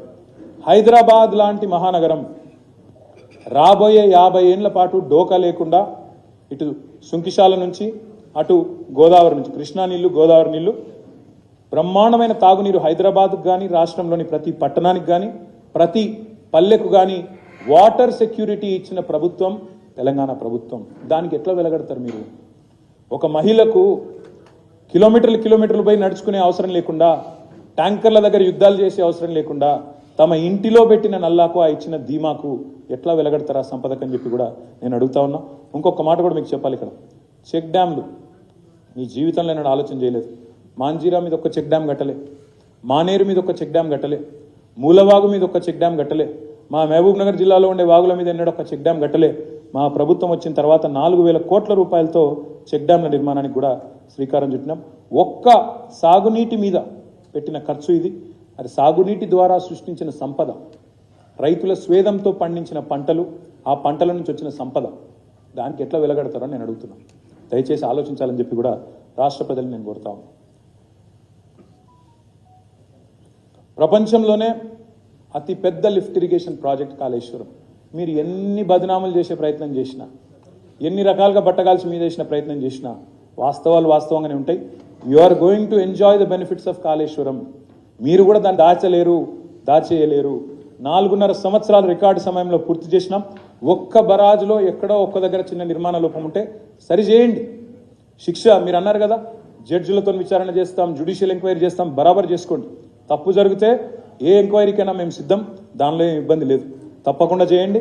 కానీ రాష్ట్ర ప్రజలు ప్రపంచంలోనే అతిపెద్ద లిఫ్ట్ ఇరిగేషన్ ప్రాజెక్టును నిందించే పరిస్థితి, ప్రపంచమంతా నిందించే పరిస్థితి దయచేసి తీసుకురాకండి. మా మీద రాజకీయ కక్ష ఉంటే తీర్చుకోండి, మమ్మల్ని తిట్టండి, కానీ రాష్ట్ర సంపదను, జాతి సంపదను దయచేసి అవమానించవద్దు అని చెప్పి రాష్ట్ర ప్రభుత్వాన్ని నేను విజ్ఞప్తి చేస్తా ఉన్నాను. కరువు పీడిత ప్రాంతం, భారతదేశంలోనే వలసల జిల్లాగా పేరుపడ్డ జిల్లా పాలమూరు జిల్లా. పక్కనే ఉన్నది రంగారెడ్డి జిల్లా. నీటి సోర్స్ లేదు. ఇవాళ పాలమూరు రంగారెడ్డి జిల్లాలో ఇంత పెద్ద ప్రాజెక్టు 26,738 కోట్ల రూపాయలతో 1-2 కాదు, మహబూబ్ నగర్, నారాయణపేట, రంగారెడ్డి, వికారాబాద్, నార్, కర్నూలు, నల్లగొండ జిల్లాలు, అన్ని జిల్లాల్లో దాదాపు 12.5 లక్షల ఎకరాలకు సాగునీరు, అదేవిధంగా 1,226 గ్రామాలకు తాగునీరు, వాటితో పాటు హైదరాబాద్ జంట నగరాలకు 50 ఏళ్ల నీటి భరోసాను, మధ్యలో వచ్చే పరిశ్రమలకు పూర్తి స్థాయి నీరందించే ఒక బృహత్తరమైన ప్రాజెక్టు పాలమూరు. దాన్ని మేము ప్రారంభించినాం. మొదటి పంపు మా ముఖ్యమంత్రి గారు కొల్లాపూర్ పోయి మరీ ప్రారంభించినారు. నేను ఈ ప్రభుత్వాన్ని విజ్ఞప్తి చేస్తా ఉన్నాం, కంప్లీట్ చేయండి. చేసి రంగారెడ్డికి మేము ఆల్రెడీ 90% పనులు పూర్తి చేసినాం. మీరు మిగతా 10% పూర్తి చేయండి, ఖర్చు పెట్టండి, కాలువలు కట్టండి, రంగారెడ్డికి, పాలమూరుకి నీళ్ళు ఇచ్చి ఆ నీళ్లు మీరు నెత్తిమీద జల్లుకొని మేమే చేసినామని చెప్పుకోండి, మాకు అభ్యంతరం లేదు. కానీ ప్రాజెక్టులను బదనాం చేయకండి. పెట్టిన శ్రమను, చిందించిన చెమటను దాన్ని చిన్నగా చేసి చూపకండి అని చెప్పి ఈ ప్రభుత్వానికి నేను విజ్ఞప్తి చేస్తాను. సీతారామ ప్రాజెక్టు ఖమ్మం జిల్లాలో దాదాపు 10 లక్షల ఎకరాలకు నీళ్ళు ఇచ్చే ప్రాజెక్టు. 8,827 కోట్లు ఖర్చు పెట్టినాం. ఖమ్మం మొత్తం సస్యశ్యామలం చేయొచ్చు. కృష్ణలో, గోదావరిలో రెండింట్లో కొంత వాటా ఉండే ఖమ్మం జిల్లాలో ఈ సీతారామ ద్వారా అటు కృష్ణా ఆయకట్టు స్థిరీకరించబడుతుంది, ఇటు గోదావరి నీళ్లు కూడా సంపూర్ణంగా వచ్చి మొత్తం 10 కాన్స్టిట్యున్సీలు ఉంటే ఖమ్మంలో 10 లక్షల ఎకరాలకు నీళ్ళు ఇచ్చే ప్రాజెక్టు, అద్భుతమైన ప్రాజెక్టు. చెక్ డ్యాంల గురించి ఇప్పుడే నేను మీకు చెప్పాను. ఈ చెక్ డ్యాంలు కట్టడం వల్ల కూడా మిషన్ కాకతీయాల చెరువులు బాగు చేయడం, ఈ చెక్ డ్యాంలు కట్టడం వల్ల కూడా భూగర్భ జలాలు 6 మీటర్లు పెరిగినాయి. దానికోసం మేము పెట్టిన ఖర్చు 2,314 కోట్లు. మిషన్ కాకతీయలో 21,634 చెరువులను బాగా చేసినాం. 5,465 కోట్లు ఖర్చు పెట్టినాం. 10 లక్షల ఎకరాల ఆయకట్టును స్థిరీకరించినాం. ఒక చెరువు కింద ప్రతి ఊరిలో 100,000 ఎకరాల ఆయకట్టు ఉంటుంది. దాన్ని స్థిరీకరించినాం. ఆ రైతుల్లో భరోసా నింపినాం కాబట్టి ఒకవైపు గ్రౌండ్ వాటర్ పెరిగింది, ఇంకోవైపు వ్యవసాయ విస్తరణ జరిగింది. కల్వకుర్తి, నెట్టెంపాడు, భీమా లాంటి పెండింగ్ ప్రాజెక్టులు ఎన్నో పూర్తి చేసినాం. చెనాక, కొరాటా ఇవాళ ట్రయల్ రన్కు తీసుకొచ్చినాం. మా వేములవాడ నియోజకవర్గంలో ఇవాళ లక్ష్మణనరసింహరావు గారు ఇక్కడే ఉన్నారు. వేములవాడ నియోజకవర్గంలో మల్కపేట రిజర్వాయర్ ట్రయల్ రన్ చేసి పెట్టినాం. అదేవిధంగా పక్కనే ఉండే హుస్నాబాద్లో గౌరవెల్లి ట్రయల్ రన్ కూడా చేసి పెట్టినాం. మీరు పోండి, అధికారికంగా ప్రారంభోత్సవం చేసుకోండి, బ్రహ్మాండంగా నెత్తి మీద నీళ్లు చల్లుకోండి, చెప్పుకోండి, మేమే చేసినామని చెప్పుకోండి, మాకు అభ్యంతరం లేదు. కానీ ఈ ప్రాజెక్టులను, ఈ సాగునీటి వనరులను దయచేసి నిందించవద్దు అని చెప్పి ఈ ప్రభుత్వానికి నేను విజ్ఞప్తి చేస్తా ఉన్నాను. తాగునీరు, మీరు రాకముందు తాగునీరే లేదా, మీరు రాకముందు నీళ్ళే లేవా అని మన కించపరుస్తూ, హేళన చేస్తూ మాట్లాడినారు. నేను వారికి ఒకటే విజ్ఞప్తి చేస్తా ఉన్నా, మీరున్నప్పుడు కూడా కొన్ని తాగునీటి వనరులు సృష్టించినారు, మేము సృష్టించలేదు అనలేదు. కానీ మీరున్నప్పుడే కదా ఫ్లోరోసిస్ వచ్చింది. గ్రామీణ నీటి సరఫరా మంత్రి నల్లగొండ నుంచే ఉంటాడు. ఫ్లోరోసిస్ కూడా నల్లగొండలో 1,00,000 మందిని ఇబ్బంది పెట్టిన మాట వాస్తవం కాదా? వాస్తవాలను ఎందుకు దాచే ప్రయత్నం చేస్తారు? ఈ మిషన్ భగీరథ అనే ప్రాజెక్టును నీతి ఆయోగ్ మెచ్చుకున్న మాట వాస్తవం కాదా? కేంద్ర ప్రభుత్వం జల్ జీవన్ మిషన్ కి స్ఫూర్తి మిషన్ భగీరథ వాస్తవం కాదా? అట్లాంటి ప్రాజెక్టు కూడా పనిచేయడం లేదు, నిరర్ధకమైన అప్పు, నిరర్ధకమైన ఖర్చు అని మాట్లాడడం భావ్యమేనా? ఇవాళ రాష్ట్రంలోని ఏ మారుమూల తాండా కానీ, ఏ మారుమూల గూడానికి కానీ పోతే అక్కడ ఉండే ఆడబిడ్డలను, అడవి బిడ్డలను అడిగితే మీకు తెలుస్తుంది మిషన్ భగీరథ గొప్పతనం. దయచేసి అర్థం చేసుకోండి. మిషన్ భగీరథ వల్ల కాదా? మంచం బట్టిన మన్యం అనే వార్తలు మాయమైనాయి అంటే మిషన్ భగీరథ పుణ్యం కాదా?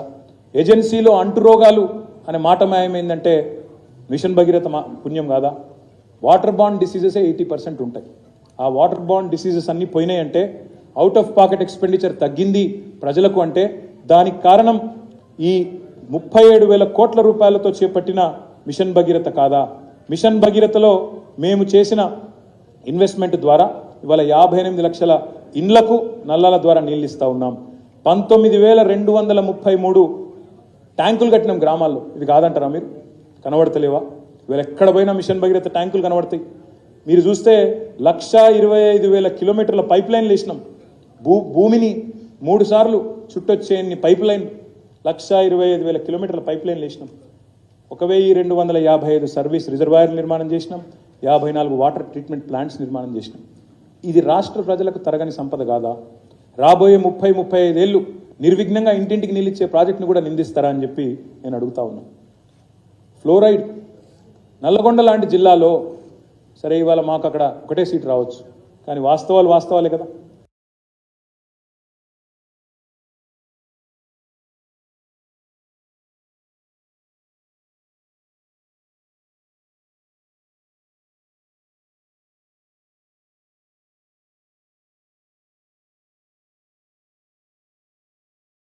ఇది మిషన్ భగీరథ పుణ్యం కాదా? ట్రీట్మెంట్ ప్లాంట్లు, పంప్ హౌస్,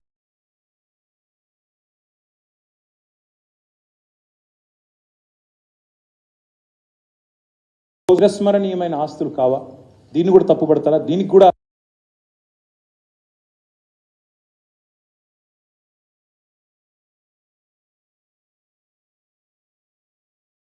అని చెప్తుంది ప్రభుత్వం. కానీ వాళ్ళు విడుదల చేసిన శ్వేతపత్రంలోనే స్పష్టంగా ఒప్పుకున్నారు.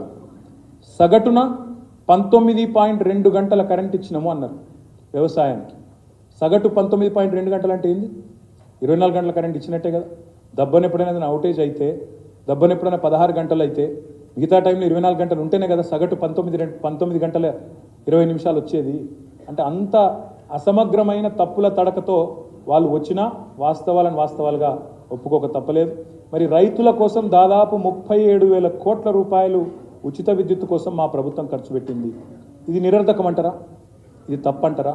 రైతుల ఆత్మహత్యలు నివారించడానికి, రైతులు ఎప్పుడు కావాలంటే అప్పుడు వ్యవసాయం చేసుకునే పరిస్థితి కల్పించడానికి, అర్ధరాత్రి పోయి కరెంటు షాక్ కొట్టి చావకుండా, పాము గుట్టి చావకుండా, తేళ్లు కొట్టి చావకుండా నిశ్చింతగా ఇంట్లో పడుకునే పరిస్థితి తెచ్చి 24 గంటల కరెంట్ ఇస్తే దాన్ని నిరర్ధకం అంటే అది అప్ప లేక మీరు చెప్పేది తప్ప ఆలోచించాలని చెప్పి నేను కోరుతా ఉన్నాను. 58.29 లక్షల మంది రైతులకు 2 దఫాలుగా 30,000 కోట్ల రుణమాఫీ చేసింది మా ప్రభుత్వం. మొదటి దఫా మొదటి టర్మ్లో 16,000 కోట్ల రుణమాఫీ, రెండవసారి 14,000 కోట్ల రుణమాఫీ చేసిన 16,000 కోట్ల రుణమాఫీ, రెండవసారి 14,000 కోట్ల రుణమాఫీ చేసినాం. ఇంకో 4,500 కోట్ల రుణమాఫీ ఉంది. అది కూడా తప్పకుండా చేసేటోళ్ళం. కానీ దురదృష్టవశాత్తు ఈ మధ్యలో ఎలక్షన్ రావడం, దానివల్ల 30,000 కోట్ల కాడికి ఆగిపోయింది. ఇది చేసింది మా ప్రభుత్వం. ఇది వాస్తవం. రైతు బంధు పేరుతో భారతదేశంలో ఏ ప్రభుత్వం ఏ నాయకుడు చేయలేదు.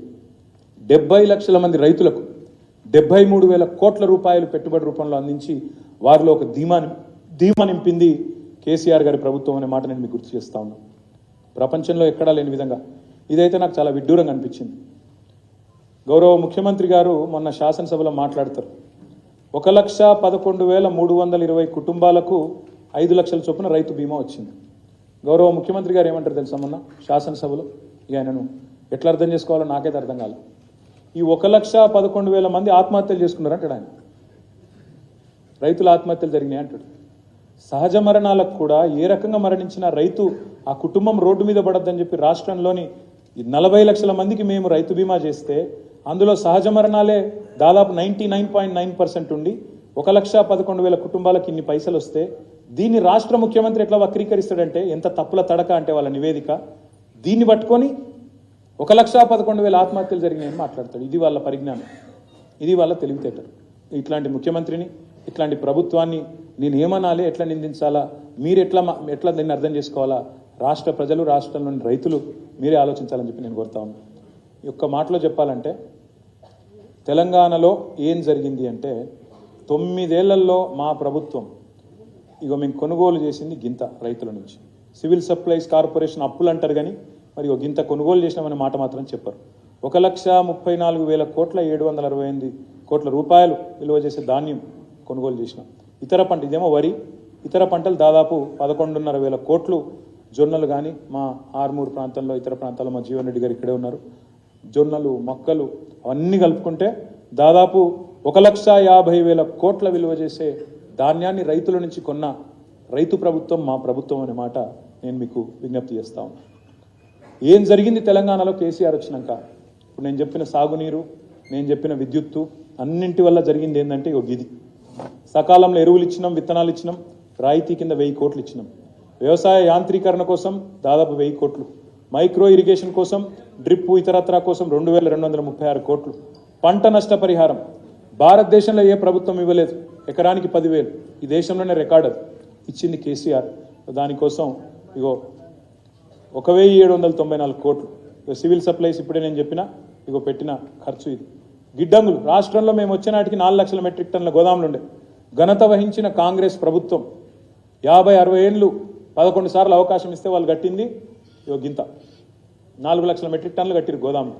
మేము వచ్చినాక దాన్ని 6 రెట్లు పెంచి 25 లక్షల మెట్రిక్ టన్నులకు తీసుకుపోయిన మాట వాస్తవం. రైతులందరూ కలిసి కూర్చునేటట్టు 2,600 రైతు వేదికలు ఇగో ఇది రాయపర్తిలో మా మినిస్టర్ గారు, ఆనాటి మినిస్టర్ గారు దయాకర్ రావు గారు కట్టించిన రైతు వేదిక సొంత ఖర్చులతో ఇట్లాంటివి 2,600 ఒకటి కట్టినాం. దానివల్ల ఏమైందంటే ఇవన్నిటి పర్యవసానంగా ఉచిత కరెంటు, రైతుకి ఇచ్చిన పెట్టుబడి, ఇట్లాంటి అన్ని రకాల ఇంటర్వెన్షన్స్ వల్ల జరిగింది ఏంటంటే ఇది పెరిగిన సాగు. ఆ రోజు 2014లో 2 పంటలు కలిపితే 1,31 కోట్లు. మరి ఈరోజు తెలంగాణ 2,68,00,000 ఎకరాలు 2 పంటలు కలిపితే ఇది. ఆనాడు వరి ధాన్యం 2014లో మొత్తం ఉత్పత్తి 68 లక్షల టన్నులు, ఈరోజు 3.5 కోట్ల టన్నులు. ఈ సంపదను దేంతో కొలుస్తారు? ఈ సంపద ఎట్లా కొలుస్తారు? ఈ సంపద ఎట్లా చెప్తారు ప్రజలకి? దయచేసి ఆలోచించాలని చెప్పి నేను కోరుతా ఉన్నాను. తెలంగాణలో అటు పాడితో పాటు పంటతో పాటు ఇటు పాడి వ్యవసాయ అనుబంధ రంగాలు కూడా అద్భుతంగా పురోగమించినాయి. మా ముదిరాజ్ సోదరులు, మా గంగపుత్ర సోదరులు ప్రభుత్వం తీసుకున్న ఒక్క చర్య వల్ల మేము ఖర్చు పెట్టింది దాదాపు 433 కోట్లు. 2014లో ఆనాడు 2.68 lakh టన్స్ ఉండేది మొత్తం ఫిషరీస్. ఇవాళ భారతదేశంలో number 1 state in inland fisheries Telangana. Number 1 state. ఎందుకు? 433 కోట్లు ఖర్చు చేసినాం. దాదాపు 500 కోట్ల చేప పిల్లలు పంపిణీ చేస్తే దానివల్ల మేము సృష్టించిన సంపద 30,000 కోట్లు. ఇది ఎందుకు చెప్పలే మీరు ఇచ్చిన శ్వేతపత్రంలో? అందుకే నేను అంటున్నా, ఈ శ్వేతపత్రం మా మత్స్యకారులైన ముదిరాజ్ సోదరులు, మా గంగపుత్ర సోదరులు వాళ్ళు సృష్టించిన రాష్ట్ర సంపద ఇగో ఇది. ఇగో మా గొల్ల కుర్మ సోదరులు, మా యాదవ సోదరులు, కుర్మ సోదరులు, వాళ్లకు మేము ఒక చిన్న కార్యక్రమం తీసుకొని ఎన్సిడిఎస్ ద్వారా మేము ఒక జీవ సంపద పెంచే ప్రయత్నం చేస్తే గొర్రెలపై 15,000 కోట్ల సంపద మా యాదవ సోదరులు, మా కుర్మ సోదరులు. దీన్ని ఎందుకు చూపెట్టారు మీ శ్వేతపత్రంలో? ఇగో మా రైతులు సృష్టించిన సంపద 68 లక్షల టన్నుల నుంచి 3.5 కోట్ల టన్నులకు చేరింది. మా పాడి రైతులు సృష్టించిన సంపద 4.2 మిలియన్ టన్నుల నుంచి మరి ఈరోజు 5.8 మిలియన్ టన్నులకు పెరిగింది. మీకు చేతనైతే ఈ పని చేయండి. 2014లో ఆనాడు 27,000 ఎకరాల్లో ఉండేది మరి ఆయిల్ పామ్. మేము దిగిపోయే నాటికి మొన్న 2 లక్షల ఎకరాలకు తీసుకొని పోయినాం. మేము టార్గెట్ పెట్టుకున్నాం 2025 కల్లా 20 లక్షల ఎకరాలకు తీసుకొని పోవాలా ఆయిల్ పామ్ అని చెప్పి. దమ్ముంటే చేత అయితే ఇగో ఈ పని చేయండి, చేసి రాష్ట్ర ప్రజలకు, రైతాంగానికి అండగా నిలబడండి. ఇన్ని పనులు చేసిన ప్రభుత్వాన్ని నిందిస్తూ ఈ సంపద సృష్టిని ప్రస్తావించకుండా ఏ డొల్ల రాజకీయం అయితే మీరు చేసినారో అది తప్పు అనేది రాష్ట్ర ప్రజలకి ఈ శ్వేతపత్రం ద్వారా నేను వివరించే ప్రయత్నం చేస్తా ఉన్నాను. మరి సంక్షేమం గురించి అయితే మీకు తెలుసు. సంక్షేమంలో కేసీఆర్ ప్రభుత్వం తెలంగాణ భారతదేశంలోనే ఒక స్వర్ణయుగానికి నాంది పలికింది. ఇగో ఈ చిరునవ్వులకు ఎట్లా వెలగడతారు? ఈ పెద్ద వయసులో ఉండే ఈ పెద్ద మనుషుల చిరునవ్వులకు ఎట్లా వెలగడతారు? ఈ ఆస్తిని ఎట్లా కొలుస్తారు? దయచేసి మీరు ఆలోచించాలి. మరి ఆసరా పెన్షన్లు మీరు దిగిపోయేనాడు 27 లక్షల మందికి ఇచ్చేది మీరు పెన్షన్లు, అది 200 రూపాయలు. మేము 19 లక్షల మందికి అదనంగా పెన్షన్లు ఇచ్చినాం. మొత్తంగా 61,000 కోట్ల పెన్షన్. ఆడపిల్లల పెళ్లి చేయాలంటే ఇబ్బంది, ఆడపిల్లల పెళ్లి అంటేనే అప్పులపాలైపోయే పరిస్థితి. అట్లాంటిది 12 లక్షల మంది ఆడబిడ్డల పెళ్లిళ్ళు చేసిన ప్రభుత్వం మా ప్రభుత్వం. 11,743 కోట్లు ఖర్చు పెట్టినాం. నేను రాను బిడ్డో సర్కారు దవాఖానకు అనే పరిస్థితి నుంచి సర్కారు దవాఖానకి పోతా అనే పరిస్థితి తీసుకొచ్చి కేసీఆర్ కిట్లు ఇచ్చి ఇన్స్టిట్యూషనల్ డెలివరీస్ పెంచినాం. మొత్తంగా 1,500 కోట్లు ఖర్చు పెట్టాం.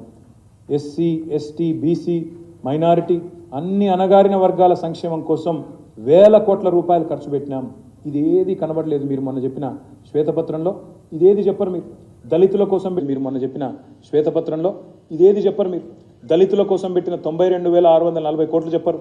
ఎస్టీల కోసం పెట్టిన 43,936 కోట్లు చెప్పరు. బీసీల కోసం పెట్టిన 45,000 కోట్లు చెప్పరు. మైనారిటీల కోసం ఖర్చు పెట్టిన 9,166 కోట్లు చెప్పరు. వికలాంగుల కోసం ఖర్చు పెట్టిన 10,300 కోట్లు లేదు.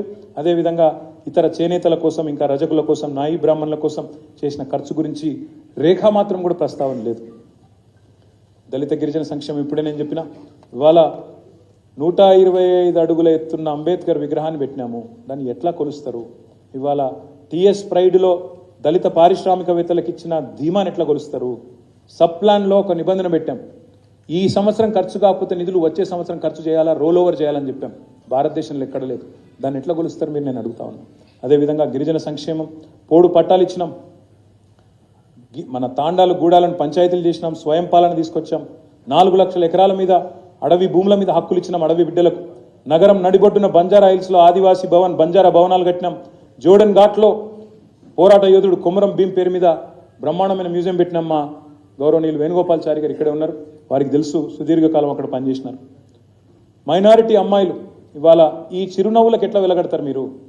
మైనారిటీ అమ్మాయిలకు చదువులు దూరమైన అనే పరిస్థితి నుంచి ఇవాళ దాదాపు 60,000 మంది మైనారిటీ ఆడపిల్లలు ఇవాళ గవర్నమెంట్ రెసిడెన్షియల్ పాఠశాలల్లో ఒక్కో సంవత్సరానికి 1,20,000 రూపాయలు ఖర్చు పెడుతూ మొత్తం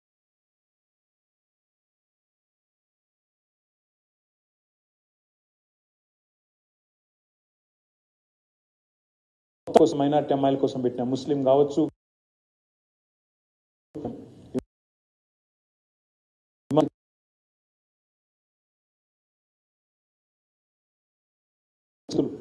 వాటిని ఎట్లా వెలగ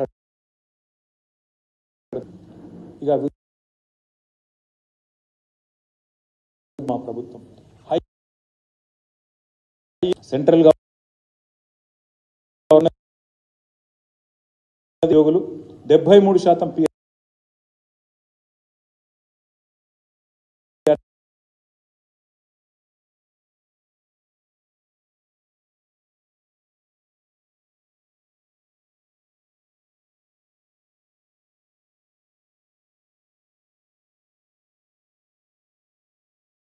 స్కేలు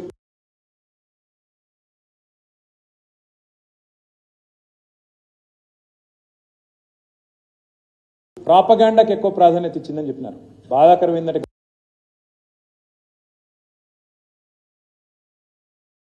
మా తీసుకోలేకపోయినాం. అట్లాంటి పరిస్థితి ప్రాపగాండా ఎన్నడూ మేము చేయలేదు. మాత్రమే ఖర్చు పెట్టింది, పెన్షన్ల కోసం మాత్రమే ఖర్చు పెట్టింది 3,41,000 కోట్లు అనే మాట నేను విజ్ఞప్తి చేస్తాను. ఇక మీకు తెలుసు మా ప్రభుత్వం ఐటీలో ఏం సాధించింది అంటే 50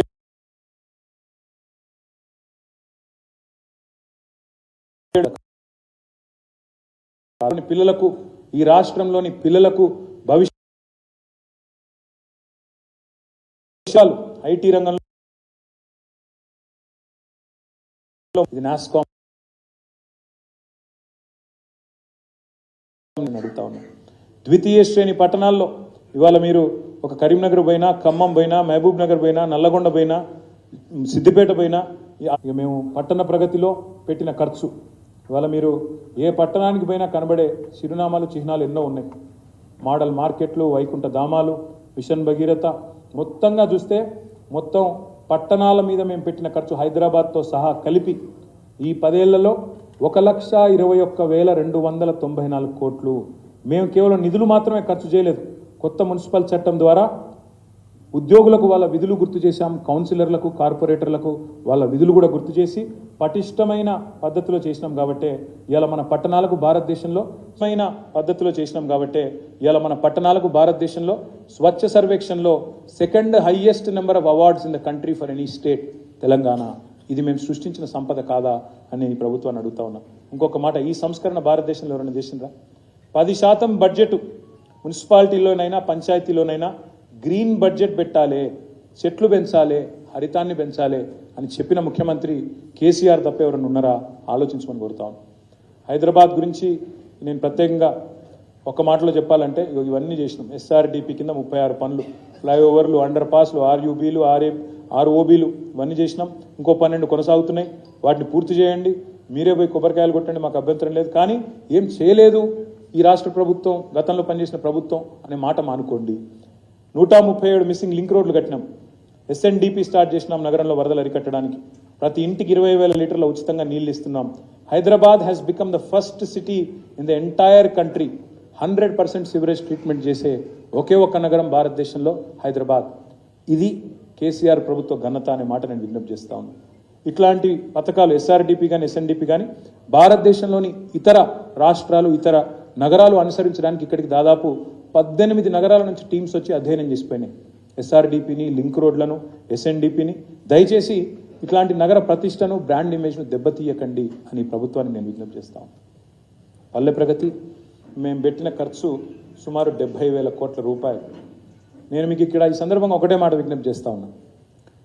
భారతదేశం మొత్తంలో ఏదైనా ఒక రాష్ట్రంలో, కాంగ్రెస్ పాలిత రాష్ట్రం కావచ్చు లేదా బీజేపీ పాలిత రాష్ట్రం కావచ్చు, ప్రతి ఊరిలో వైకుంఠధామం, ప్రతి ఊరిలో ఒక డంప్ యార్డు, ప్రతి ఊరిలో ఒక ట్రాక్టరు, ట్యాంకరు, ట్రాలీ, ప్రతి ఊరిలో ఒక నర్సరీ, ఇంటి ముందు నల్ల, ప్రతి ఇంటి ముందు చెట్లుండే ఏ ఒక్క రాష్ట్రం అన్న ఉందా? ప్రతి ఊరిలో ఒక పార్క్ ఉండే గ్రామం ఈ దేశంలో ఏదైనా రాష్ట్రంలో ఆపరిస్తుందా? ఇవన్నీ చేసింది పల్లె ప్రగతి కార్యక్రమంలో కేసీఆర్ కాదా? బృహత్ ప్రకృతి వనాలు, పల్లె ప్రకృతి వనాలు, నర్సరీలు, ప్లాంటేషన్లు, సీసీ రోడ్లు, 1-2 కాదు, మొత్తం మేము ఖర్చు పెట్టింది దాదాపు 70,000 కోట్ల రూపాయలు పల్లె ప్రగతి కోసం ఖర్చు పెట్టినాం. ఇది నిరర్ధకం అంటారా? ఇది వాస్తవం కాదా అని అడుగుతా ఉన్నాం. విద్యారంగం విషయంలో ఒక ఇంట్రెస్టింగ్ మాట, మా మాజీ విద్యాశాఖ మంత్రి శ్రీమతి సబితా ఇంద్రారెడ్డి గారు కూడా ఇక్కడ ఉన్నారు. విద్యారంగంలో ఒక సమూలమైన సంస్కరణ తీసుకొచ్చే ప్రయత్నం చేసినాం. వివిధ శాఖల సమాహారంగా ఉంటుంది విద్యారంగం. ఎస్సీ వెల్ఫేర్ ఉంటుంది, బీసీ వెల్ఫేర్ ఉంటుంది, మైనారిటీ వెల్ఫేర్ ఉంటుంది, ఎస్టీ వెల్ఫేర్ ఉంటుంది. ఆ వెల్ఫేర్ నుంచి కూడా వచ్చిన సంక్షేమ పాఠశాలలు కూడా విద్యలో నిక్షిప్తమై ఉంటాయి. అందుకే 1022 గురుకులాలు, అదేవిధంగా 1005 రెసిడెన్షియల్ జూనియర్ కాలేజీలు, 85 గురుకుల డిగ్రీ కాలేజీలు, అదేవిధంగా మన ఊరు మన బడి పేరుతో ఒక బృహత్తరమైన కార్యక్రమం కేసీఆర్ గారి నాయకత్వంలో, సబితా ఇంద్రారెడ్డి గారి నేతృత్వంలో 7,300 కోట్ల రూపాయలతో మొదలుపెట్టినాం. పూర్తి చేయండి, పూర్తి చేసి కితాబులు మీరే అందుకోండి, మాకు అభ్యంతరం లేదు. కానీ దీన్ని కూడా నిరర్ధకం. మేము దిగిపోయే నాటికి రాష్ట్రంలో ఉన్న మెడికల్ కాలేజీలు మొత్తం, అంటే మీరు గాంధీ మీరు పెట్టలేదు, ఉస్మానియా మీరు కట్టలేదు, మీరు కాకతీయ కూడా నిజానికి ప్రైవేట్ మెడికల్ కాలేజ్గా ప్రారంభమైంది, తర్వాత గవర్నమెంట్ టేక్ ఓవర్ చేసింది. మీరు 60 ఏళ్లలో పెట్టింది 2 ప్రభుత్వ మెడికల్ కాలేజీలు. ఒకటి ఆదిలాబాద్లోని రిమ్స్, ఇంకోటి నిజామాబాద్లోని గవర్నమెంట్ మెడికల్ కాలేజ్. 60 ఏళ్లలో మీరు పెట్టినవి 2 గవర్నమెంట్ మెడికల్ కాలేజీలు. మేము పెట్టినవి 2014 తర్వాత 21 మెడికల్ కాలేజీలు. మేము పెట్టినవి 2014 తర్వాత 21 కాలేజీలు, మరొక 8 మంజూరైన. విద్యార్థులను, రాష్ట్రంలోని తల్లిదండ్రులను నేను అడుగుతా ఉన్నా, ఈ కొత్తగా పెట్టిన 21 మెడికల్ కాలేజీల్లో రేపు చదువుకోబోయే SC, ST, BC, minority, EBC అమ్మాయిలు, అబ్బాయిలు, వాళ్ళు డాక్టర్లు అయిన తర్వాత, వాళ్ళు ఆ సోషియో ఎకనామిక్ ల్యాడర్లో ఆ నిచ్చెన మీద 10 మెట్లు పెరిగిన తర్వాత సృష్టించబోయే సంపద వాళ్ళ మొత్తం 100 ఏళ్ల జీవితం. దాన్ని ఏ కొలమానంతో కొలుస్తారు? ఒకప్పుడు 500 ర్యాంక్ వచ్చినా సీటు రాని విద్యార్థికి ఇవాళ 5,000 ర్యాంక్ వచ్చినా సీట్ వచ్చే పరిస్థితి వస్తే దాన్ని ఏ లెక్కన ఆ తృప్తిని కొలుస్తారు? ఆలోచించమని చెప్పి నేను కోరుతా ఉన్నాను. అదేవిధంగా ఇంకా చాలా కొత్త విశ్వవిద్యాలయాలు మా మాజీ మంత్రి గారి నేతృత్వంలో, కేసీఆర్ గారి నాయకత్వంలో కొత్తగా అటవీ విశ్వవిద్యాలయం ఏర్పాటు చేసుకున్నాం, మహిళా విశ్వవిద్యాలయం ఏర్పాటు చేసుకున్నాం. ముందుకు తీసుకొని పోండి, సమర్థవంతంగా నడపండి అని వారిని కోరుతా ఉన్నాం. వైద్య రంగం ఇక్కడ వచ్చిన మార్పు మామూలు మార్పు కాదు. ఇప్పుడే నేను చెప్పినట్టు ఎంబీబీఎస్ సీట్లు ఎంత పెరిగిందో మామూలు మార్పు కాదు. ఇప్పుడే నేను చెప్పినట్టు ఎంబీబీఎస్ సీట్లు ఎంత పెరిగిందో చూడండి. 2,850 నుంచి 3,515. బెడ్స్ ఎట్లా పెరిగినాయి చూడండి, 17,000 నుంచి 34,000. ఆక్సిజన్ బెడ్లు దాదాపు 30 రెట్లు పెరిగినాయి. హైదరాబాద్కు 4 మూలలా సిద్ధమవుతా ఉన్నాయి Telangana institute of medical science. అల్వాల్లో 1, ఎల్బీ నగర్లో 1, సనత్ నగర్లో 1, గచ్చిబౌలిలో 1. ఇవన్నీ వాస్తవాలు కాదా?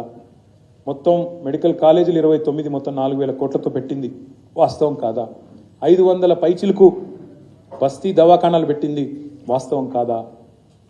నిమ్స్ విస్తరణ వరంగల్లో ఏమనాలా వీళ్ళు ఈ ప్రభుత్వం నాకైతే అర్థం కాల. మొన్న ఒక మంత్రి గారు లేచి జైలు ఊరిలో ఉండాలా, హాస్పిటల్ ఊరవతలు ఉండాలా అంటారు. అంత గొప్ప వాళ్ళు ఈ ప్రభుత్వంలో ఉన్నారు.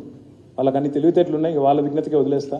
కానీ మేము మాత్రం వరంగల్లో ఇవాళ మొత్తం తెలంగాణలోనే అతిపెద్ద ఆసుపత్రి 24 అంతస్తుల్లో కట్టినాం. అది రెడీగా ఉంది ప్రారంభోత్సవానికి, బ్రహ్మాండంగా ప్రారంభించుకోండి. కానీ మళ్ళీ ఒక్కసారి నేను గుర్తు చేస్తూ ఉన్నాను, ఇదంతా కూడా నిరర్ధకమైన అప్పు అనే మాట ఏదైతే మాట్లాడినారో అది శుద్ధ తప్పు.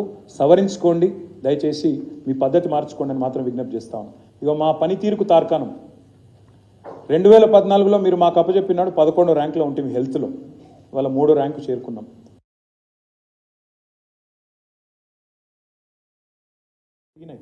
తద్వారా వాళ్ళ తెలంగాణ నీతి ఆయోగ్ ఇండెక్స్లో కూడా 3వ స్థానానికి చేరుకున్న మాట కూడా గుర్తు చేస్తూ ఉన్నా.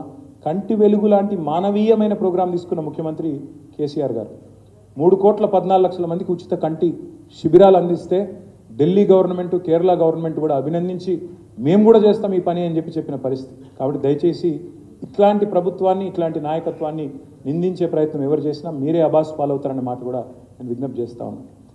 రాష్ట్రంలో ట్రక్ డ్రైవర్లు ఎవరైనా పనిచేస్తే వాళ్ళు మొత్తం భారతదేశం అంతా తిరిగే వాళ్ళు చెప్తున్నారు, ఎక్కడ చెట్లు ప్రారంభమవుతాయో అక్కడ తెలంగాణ ప్రారంభమైనట్టని చెప్తూ ఉంటారు. ఇవి అట్లాంటి ప్రయత్నం 10,822 కోట్లతో మానవ ఇతిహాసంలోనే 3వ అతిపెద్ద ప్రయత్నం హరితహారం. ఇంత బ్రహ్మాండంగా 7.7% highest in the country according to forest survey పెంచింది తెలంగాణ ప్రభుత్వం. దీన్ని కూడా నిరర్ధకమైన ఖర్చు అంటారా? దీనివల్ల పెరిగిన ఇది విధ్వంసమా? ఇది వాళ్ళు అంటారు విధ్వంసం అని. మరి ఇంత అద్భుతం చేస్తే దీనివల్ల ఇవాళ బ్రహ్మాండంగా వర్షాలు టైంకి వచ్చి బ్రహ్మాండంగా మన భూగర్భ జలాలు పెరుగుతుంటే దీన్ని కూడా నిందించే ప్రయత్నం చేస్తూ ఉన్నారు. అటవీ విస్తీర్ణం పెంచడంలో దేశంలోనే మొదటి స్థానంలో ఉన్నది తెలంగాణ. దయచేసి గుర్తించండి, అభినందించండి సంస్కారం ఉంటే, లేకపోతే కనీసం నిందించవద్దని చెప్పి విజ్ఞప్తి చేస్తూ ఉన్నారు. హరిత నిధి ఏర్పాటు చేసిన మొట్టమొదటి రాష్ట్రం, అర్బన్ లంగ్ స్పేసెస్ దాదాపు 1000 ఏర్పాటు చేసిన మొట్టమొదటి రాష్ట్రం తెలంగాణ అనే మాట కూడా విజ్ఞప్తి చేస్తూ ఉన్నాం. ఒకవైపు ఆధ్యాత్మిక చింతనతో ఇంత అద్భుతమైన ఆలయం భారతదేశంలో ఎక్కడైనా ఉన్నదా? మేము ప్రాపగాండా చేస్తామంటారు. మేము ప్రాపగాండా చేస్తే యాదాద్రికి మేము కూడా స్పెషల్ రైళ్లు పెట్టి మేము కూడా లక్షల మందిని, కోట్ల మందిని తీసుకుపోయేటోళ్ళు. మేము ఆ పని చేయలేదు. మేము కేవలం భక్తిని భక్తిగా చూసినాం తప్ప ఆధ్యాత్మికత కింద చూసినాం తప్ప ఎన్నడూ దాన్ని కూడా రాజకీయానికి వాడుకునే ప్రయత్నం చేయలేదు. ఇంత అద్భుతమైన పునర్నిర్మాణం భారతదేశంలో ఏ ముఖ్యమంత్రి గారైనా చేసిండా, ఏ ప్రభుత్వమైనా చేసిందా? దయచేసి ఆలోచించాలని చెప్పి నేను ఈ రాష్ట్ర ప్రజలను, రాష్ట్ర ప్రభుత్వాన్ని కూడా నేను కోరుతా ఉన్నాను. మా R&B డిపార్ట్మెంట్ ఇవాళ మీరు కూర్చునే సెక్రటేరియట్, ఇక మా ప్రశాంత్ రెడ్డి గారు ఇక్కడే ఉన్నారు. ఆయన దాదాపు అక్కడ ఒక పాలేరులాగా పనిచేసిండు దీనికోసం. మా ప్రశాంత్ రెడ్డి గారు కూడా అట్లా పనిచేసి మేము కట్టిన సెక్రటేరియట్లో ఇవాళ మీరు కూర్చొని బ్రహ్మాండంగా దాన్ని కూడా నిరర్ధక ఆస్తి, ఇది కూడా నిరర్ధకం అంటే మరి అది నిరర్ధకమా, మీరు నిరర్ధకమా ఆలోచించుకోండి అని చెప్పి కూడా నేను విజ్ఞప్తి చేస్తా ఉన్నాను. మేము కట్టిన అమరవీరుల స్మారక స్తూపం కావచ్చు, పోలీస్ కమాండ్ కంట్రోల్ సెంటర్ కావచ్చు, హైదరాబాద్లో ఉండే డబుల్ బెడ్రూమ్ ఇల్లు, ఇది ఒక్క మాట చెప్తాను నేను మీకు దయచేసి. నేను ఆయన అంటాడు నిన్న శ్వేతపత్రంలో ఎక్కడున్నాయి డబుల్ బెడ్రూమ్ ఇల్లు అంటాడు. హైదరాబాద్లో మేము కట్టింది 1,00,000 డబుల్ బెడ్రూమ్ ఇల్లు, అందులో 70,000 ఆల్రెడీ ఇచ్చేసినాం, 30,000 చివరి దశలో ఉన్నాయి, మీరే ఇవ్వండి. ఈ 1,00,000 డబుల్ బెడ్రూమ్ ఇళ్ళ కోసం మేము ఒక్క హైదరాబాద్లో ఖర్చు పెట్టింది 9,000 కోట్లు. కానీ దాని మార్కెట్ వాల్యూ దాదాపు 50,000 కోట్లు. Market value of these properties. Hussain Sagar ముందు, హుసేన్ సాగర్ ఫేసింగ్లో బ్రహ్మాండమైన అంబేద్కర్ కాలనీ కట్టినాం, అక్కడ డబుల్ బెడ్రూమ్ ఇల్లు నేను స్వయంగా పోయి ప్రారంభించినది. దాని విలువ మార్కెట్లో ఈరోజు ₹1,00,00,000 ఉంటుంది ఒక్కొక్క అపార్ట్మెంట్. ఎట్లా లెక్క కడతారు దాన్ని? ఇదంతా సంపద కాదా? రాష్ట్ర సంపద కాదా? ఇదేది చూపెట్టారా శ్వేతపత్రంలో? మా ఐమాక్స్ ఎదురుగా కట్టిందని మా నాగేంద్ర గారు ఇక్కడే ఉన్నారు. ఐమాక్స్ ఎదురుగా కట్టినాం, అక్కడ ఎంత ఉంటుంది అపార్ట్మెంట్? మీరు అందరూ హైదరాబాద్లో ఉండేటోళ్ళు మీకే తెలవాలి దాని విలువ ఎంత ఉంటుంది. 560 స్క్వేర్ ఫీట్లు అంటే అక్కడ కనీసం 50 లక్షలు ఉంటుందా ఉండదా ఆలోచించమని కోరుతా ఉన్నాం. ఇక ఇది ఇంకొక మాట, ఇక మా R&B ఫార్మర్ మినిస్టర్ ఇక్కడే ఉన్నారు. మీరు 60 ఏళ్ళలో కట్టింది మొత్తం భవనాల విస్తీర్ణం 30,43,000. మేము కట్టింది 6.5 ఏళ్లలో 1,02,00,000 స్క్వేర్ ఫీట్లు. కొత్త కమాండ్ కంట్రోల్ సెంటర్లు, సెక్రటేరియట్లు, బ్రహ్మాండమైన డబుల్ బెడ్రూమ్ ఇండ్లు, అదేవిధంగా జిల్లాల్లో ఇంటిగ్రేటెడ్ డిస్ట్రిక్ట్ ఆఫీస్ కాంప్లెక్సెస్, కలెక్టరేట్లు, ఈ లెక్కన మొత్తం కట్టింది ఇగో మేము. మీరు ఇన్ని కడితే 60 ఏళ్ళు అంతా కలిపి ఇగో మేము 6.5 ఏళ్లలో కట్టింది గింత. ఇంకో 1,00,00,000 స్క్వేర్ ఫీట్లు ఇంకా నిర్మాణంలో ఉంది. అది కూడా పూర్తి అయితే 2 కోట్లు అవుతుంది. ఇక ఈ 4 లేన్ల రహదారులు మీరు మొత్తం 60 ఏళ్ళలో కట్టింది 485 కిలోమీటర్లు, మేము 6.5 ఏళ్ళలో కట్టింది 669 కిలోమీటర్లు. 2 లేన్ల రహదారి మొత్తం 65 ఏళ్ళలో మీరు కట్టింది 6,000 కిలోమీటర్లు, మేము 6.5 ఏళ్ళలో కట్టింది 8,692 కిలోమీటర్లు. ఇది కాదా సంపద? ఇది రాష్ట్ర ప్రజలకు మేము అందించిన సంపద కాదా? దయచేసి ఆలోచించాలని చెప్పి నేను కోరుతాను. ఇక యువతకు ఉపాధి కల్పన మేము ప్రాపగాండా చేసినామన్నారు, మేము ప్రాపగాండా ప్రచారానికి మేము పెద్దపీట వేసినామన్నారు.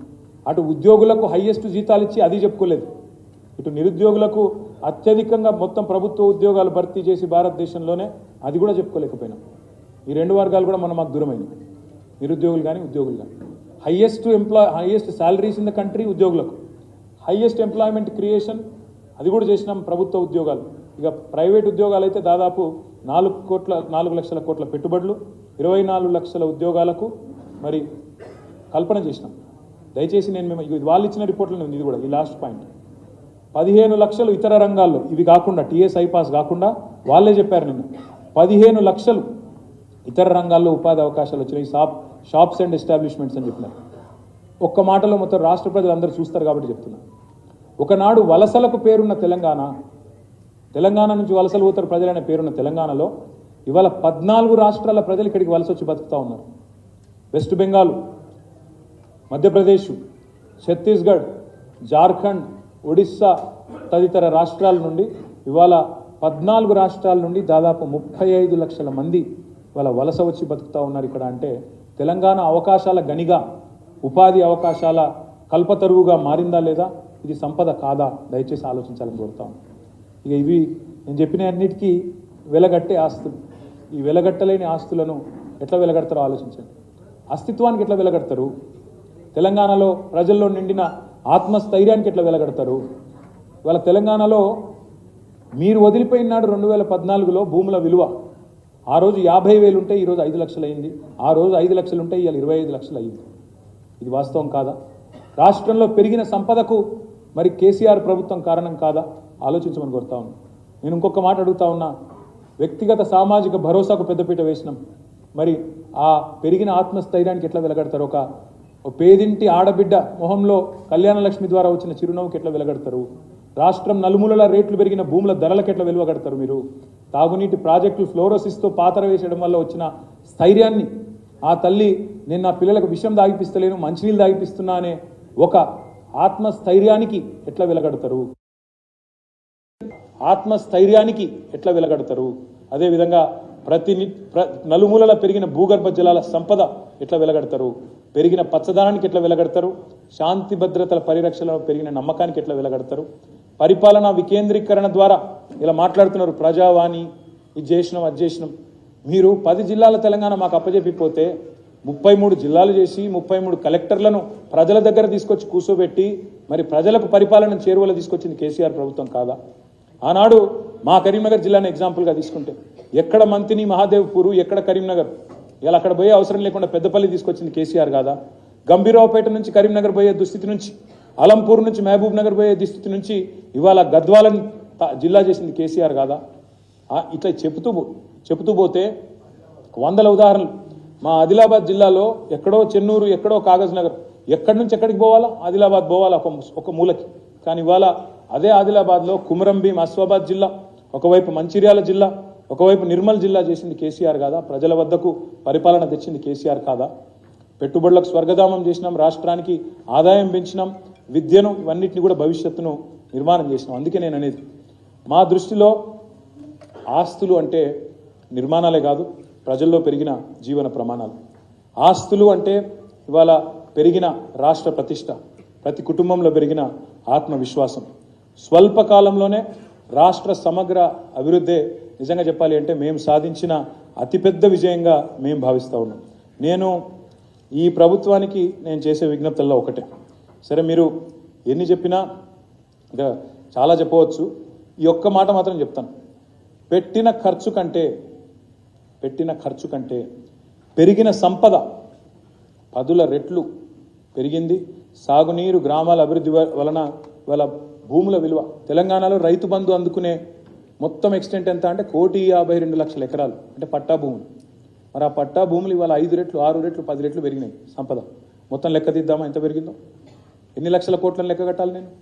అదేవిధంగా ఆ 1,52,00,000 ఎకరాల పట్టా భూమి విలువ నాకు తెలిసి కనీసం 5 రెట్లు పెరిగింది, ఇంకా ఎన్నో రెట్లు పెరిగిందని చెప్పొచ్చు. ఇంకొక మాట, ఓవరాల్గా ఏం చేసినాం? ఇగో ఇది చేసినాం.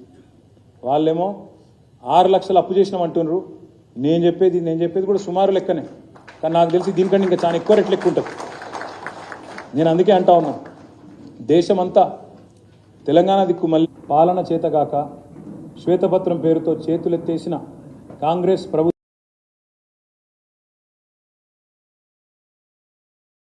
విడుదల చేస్తున్న సందర్భంగా మహాకవి శ్రీశ్రీ గారు ఒక మాట అన్నారు తన మహాప్రస్థానంలో. ఆ ప్రశ్న అడిగినారు, తెలంగాణ రైతన్నల తరపున, తెలంగాణ ప్రజల తరపున ఈ ప్రభుత్వాన్ని మళ్ళీ నేను అడుగుతా ఉన్నా.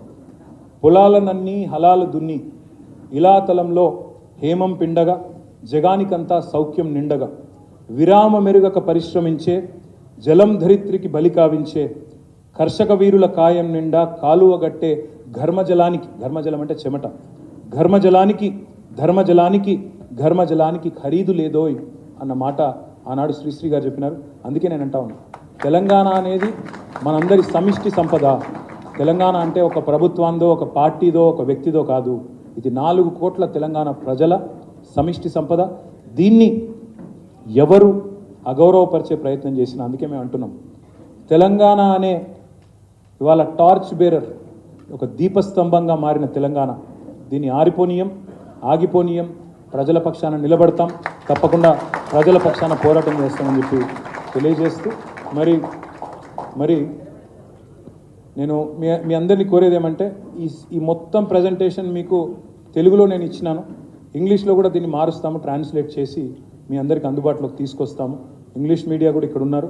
I request the entire English media also to please take a copy of this. Will translate it into English for you. I can give you a synopsis quickly, but I would rather not. My humble request to all of you, I'll furnish a copy of the entire thing. Urdu में भी तर्जुमा करने की कोशिश करेंगे, करके जल्द से जल्द आपको भी दे देंगे. अगर कोई सवालात है, कोई कुछ है तो आप पूछ सकते हैं. थैंक यू, शुक्रिया आपका, अंदर की धन्यवाद.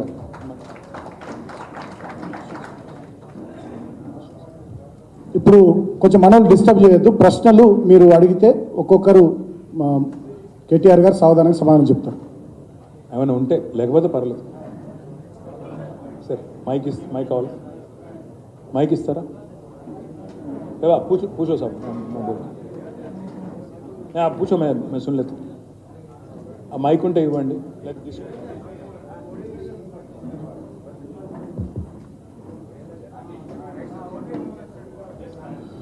Thank you, sir. I am Ravikant Reddy from the Hindu, sir. Yes, sir. Yeah. So my question is, ఇప్పుడు ఇంత సంపద సృష్టించినాం, మేము ఇంత బాగా చేసినాం, అయినా కూడా ప్రజలు మిమ్మల్ని ఓడగొట్టినారు. Sir actually review that situation, sir ఎందుకు ఓడిపోయింది అసలు TRS party despite all this achievement? What do you think we've been doing for the last 15 days? Of course we've been reviewing, Ravikanth గారు. ప్రతి గెలుపులోనూ పాఠాలు ఉంటాయి, ఓటమిలో గుణపాఠాలు ఉంటాయి. డెఫినెట్గా చాలా అంశాలు ఉన్నాయి, 1-2 అని చెప్పను. కానీ ఇప్పుడే నేను చెప్పాను కదా మీకు, భారతదేశంలోనే అత్యధికంగా జీతాలు ఇచ్చాం ఉద్యోగులకి. కానీ ఆ ఉద్యోగులకు ఈ జీతాలు అత్యధికం అనే మాట మేము సరిగా ప్రచారం చేసుకోలేకపోయినాం. అత్యధికంగా భారతదేశంలోనే నిరుద్యోగులకు ప్రభుత్వ ఉద్యోగాలు ఇచ్చాం, కానీ చెప్పుకోలేకపోయాం, వాళ్ళ వరకు ఆ విషయం చేరలేకపోయింది. జరిగింది ఏమి అంటే, పెద్దలకు సామెత చెప్తారు, నిజం కడప దాటే లోపల అబద్ధం ఊరంతా తిరిగి వస్తుంది. జరిగింది అది. ఉద్యోగాలు ఇచ్చి చెప్పుకోలేకపోయినాము. యూట్యూబ్లో కొంతమంది బట్టగాల్చి మీదేసే ప్రయత్నం చేస్తే దాన్ని నివారించలేకపోయినాము. తద్వారా కొంత నష్టం జరిగింది తప్ప, మీరు అల్టిమేట్గా ఆలోచిస్తే రవికాంత్ గారు, 1.85% తేడాతో మేము ఓడిపోయాం. అందులో మాకు దాదాపు ఒక 7-8 సీట్లు 4-5 వేల కంటే తక్కువ మెజారిటీతో పోయినాయి. కాబట్టి ఇదేదో మాకు రౌట్ కాదు, ఘోర అపజయం కాదు, కేవలం ఒక చిన్న స్పీడ్ బ్రేకర్ మాత్రమే. అందుకే ఆ కాన్ఫిడెన్స్తోనే చెప్తున్నాను. ఆల్రెడీ ఇప్పుడున్న పరిస్థితుల్లో ఇప్పుడు ఏం జరుగుతూ ఉందో ప్రజలందరూ గమనిస్తూ ఉన్నారు. అలవి కానీ వాగ్దానాలు, తెలిసి తెలవక ఇష్టం వచ్చినట్టు చెప్పడం, ఇవన్నీ గమనిస్తాను. నేను అందుకే రాష్ట్ర ప్రభుత్వానికి నేను ఒకటే కొడతా ఉన్నాను, మీరు విజయవంతం కావాలని మేము కోరుకుంటున్నాం. మీరు ఇచ్చిన ప్రతి హామీ నెరవేర్చాలని కోరుతున్నాం. 100 రోజుల్లో చాలా చేస్తామని చెప్పారు. మరి 100 రోజుల కౌంట్డౌన్ ప్రారంభమైంది. తప్పకుండా 100 రోజుల్లో ఇచ్చిన అన్ని హామీలు అమలు చేయాలా. మొన్న ఆల్రెడీ 4 మడతేసినారు. నిరుద్యోగ భృతి ఇస్తామని చెప్పి మేనిఫెస్టోలో పెట్టినారు. మొన్ననేమో ఉప ముఖ్యమంత్రి గారు మేము అనలేదని మాట అన్నారు. సో ఇట్లా ఎన్నో అంశాలు ఉన్నాయి. 6 గ్యారంటీలు కాదు రవికాంత్ గారు, 412 హామీలు ఉన్నాయి. మేము లెక్క తీసినాం. మా పార్టీ తరఫున కూడా ఒక షాడో టీం ఏర్పాటు చేస్తాం. అంటే డిపార్ట్మెంట్ బై డిపార్ట్మెంట్ ఒక షాడో టీం మేము ఏర్పాటు చేస్తాం. వేరే దేశాల్లో షాడో క్యాబినెట్ అంటారు అనుకుంటా. సో అట్లాంటిది కూడా మా లెజిస్లేచర్లో కూడా ఏర్పాటు చేసుకుంటాం. తప్పకుండా ఈ ప్రభుత్వ ప్రతి శాఖలో ప్రతి రంగంలో వీళ్ళ పనితీరు, వీళ్ళు ఏమేం చేస్తున్నారు, ఎట్లాంటి నిర్ణయాలు తీసుకుంటున్నారు, వాటన్నిటిని నిశ్చితంగా ప్రజల పక్షాన, అందుకే నేను చెప్పిన చివరి మాట అదే, ప్రజల పక్షాన నిలబడతాం. ఒక దీపస్తంభంలాగా మారిన తెలంగాణని ఆరనివ్వం, పడిపోనివ్వమని చెప్తా ఉన్నాం. సరే, రాజకీయాల్లో గెలుస్తామని ఆశిస్తాం. పోటీకి పోయినప్పుడు ప్రతిసారి గెలుస్తామన్న కాన్ఫిడెన్సే ఉండే. ఫలితాలు మమ్మల్ని నిరాశపరిచినా బాధ లేదు. ఎందుకంటే 2 టర్ములు ప్రజలు అధికారం ఇచ్చినారు. కాబట్టి we're thankful to them. Will fight, continue to fight for them. I think will give the chance to somebody else in come. చెప్పండి సార్.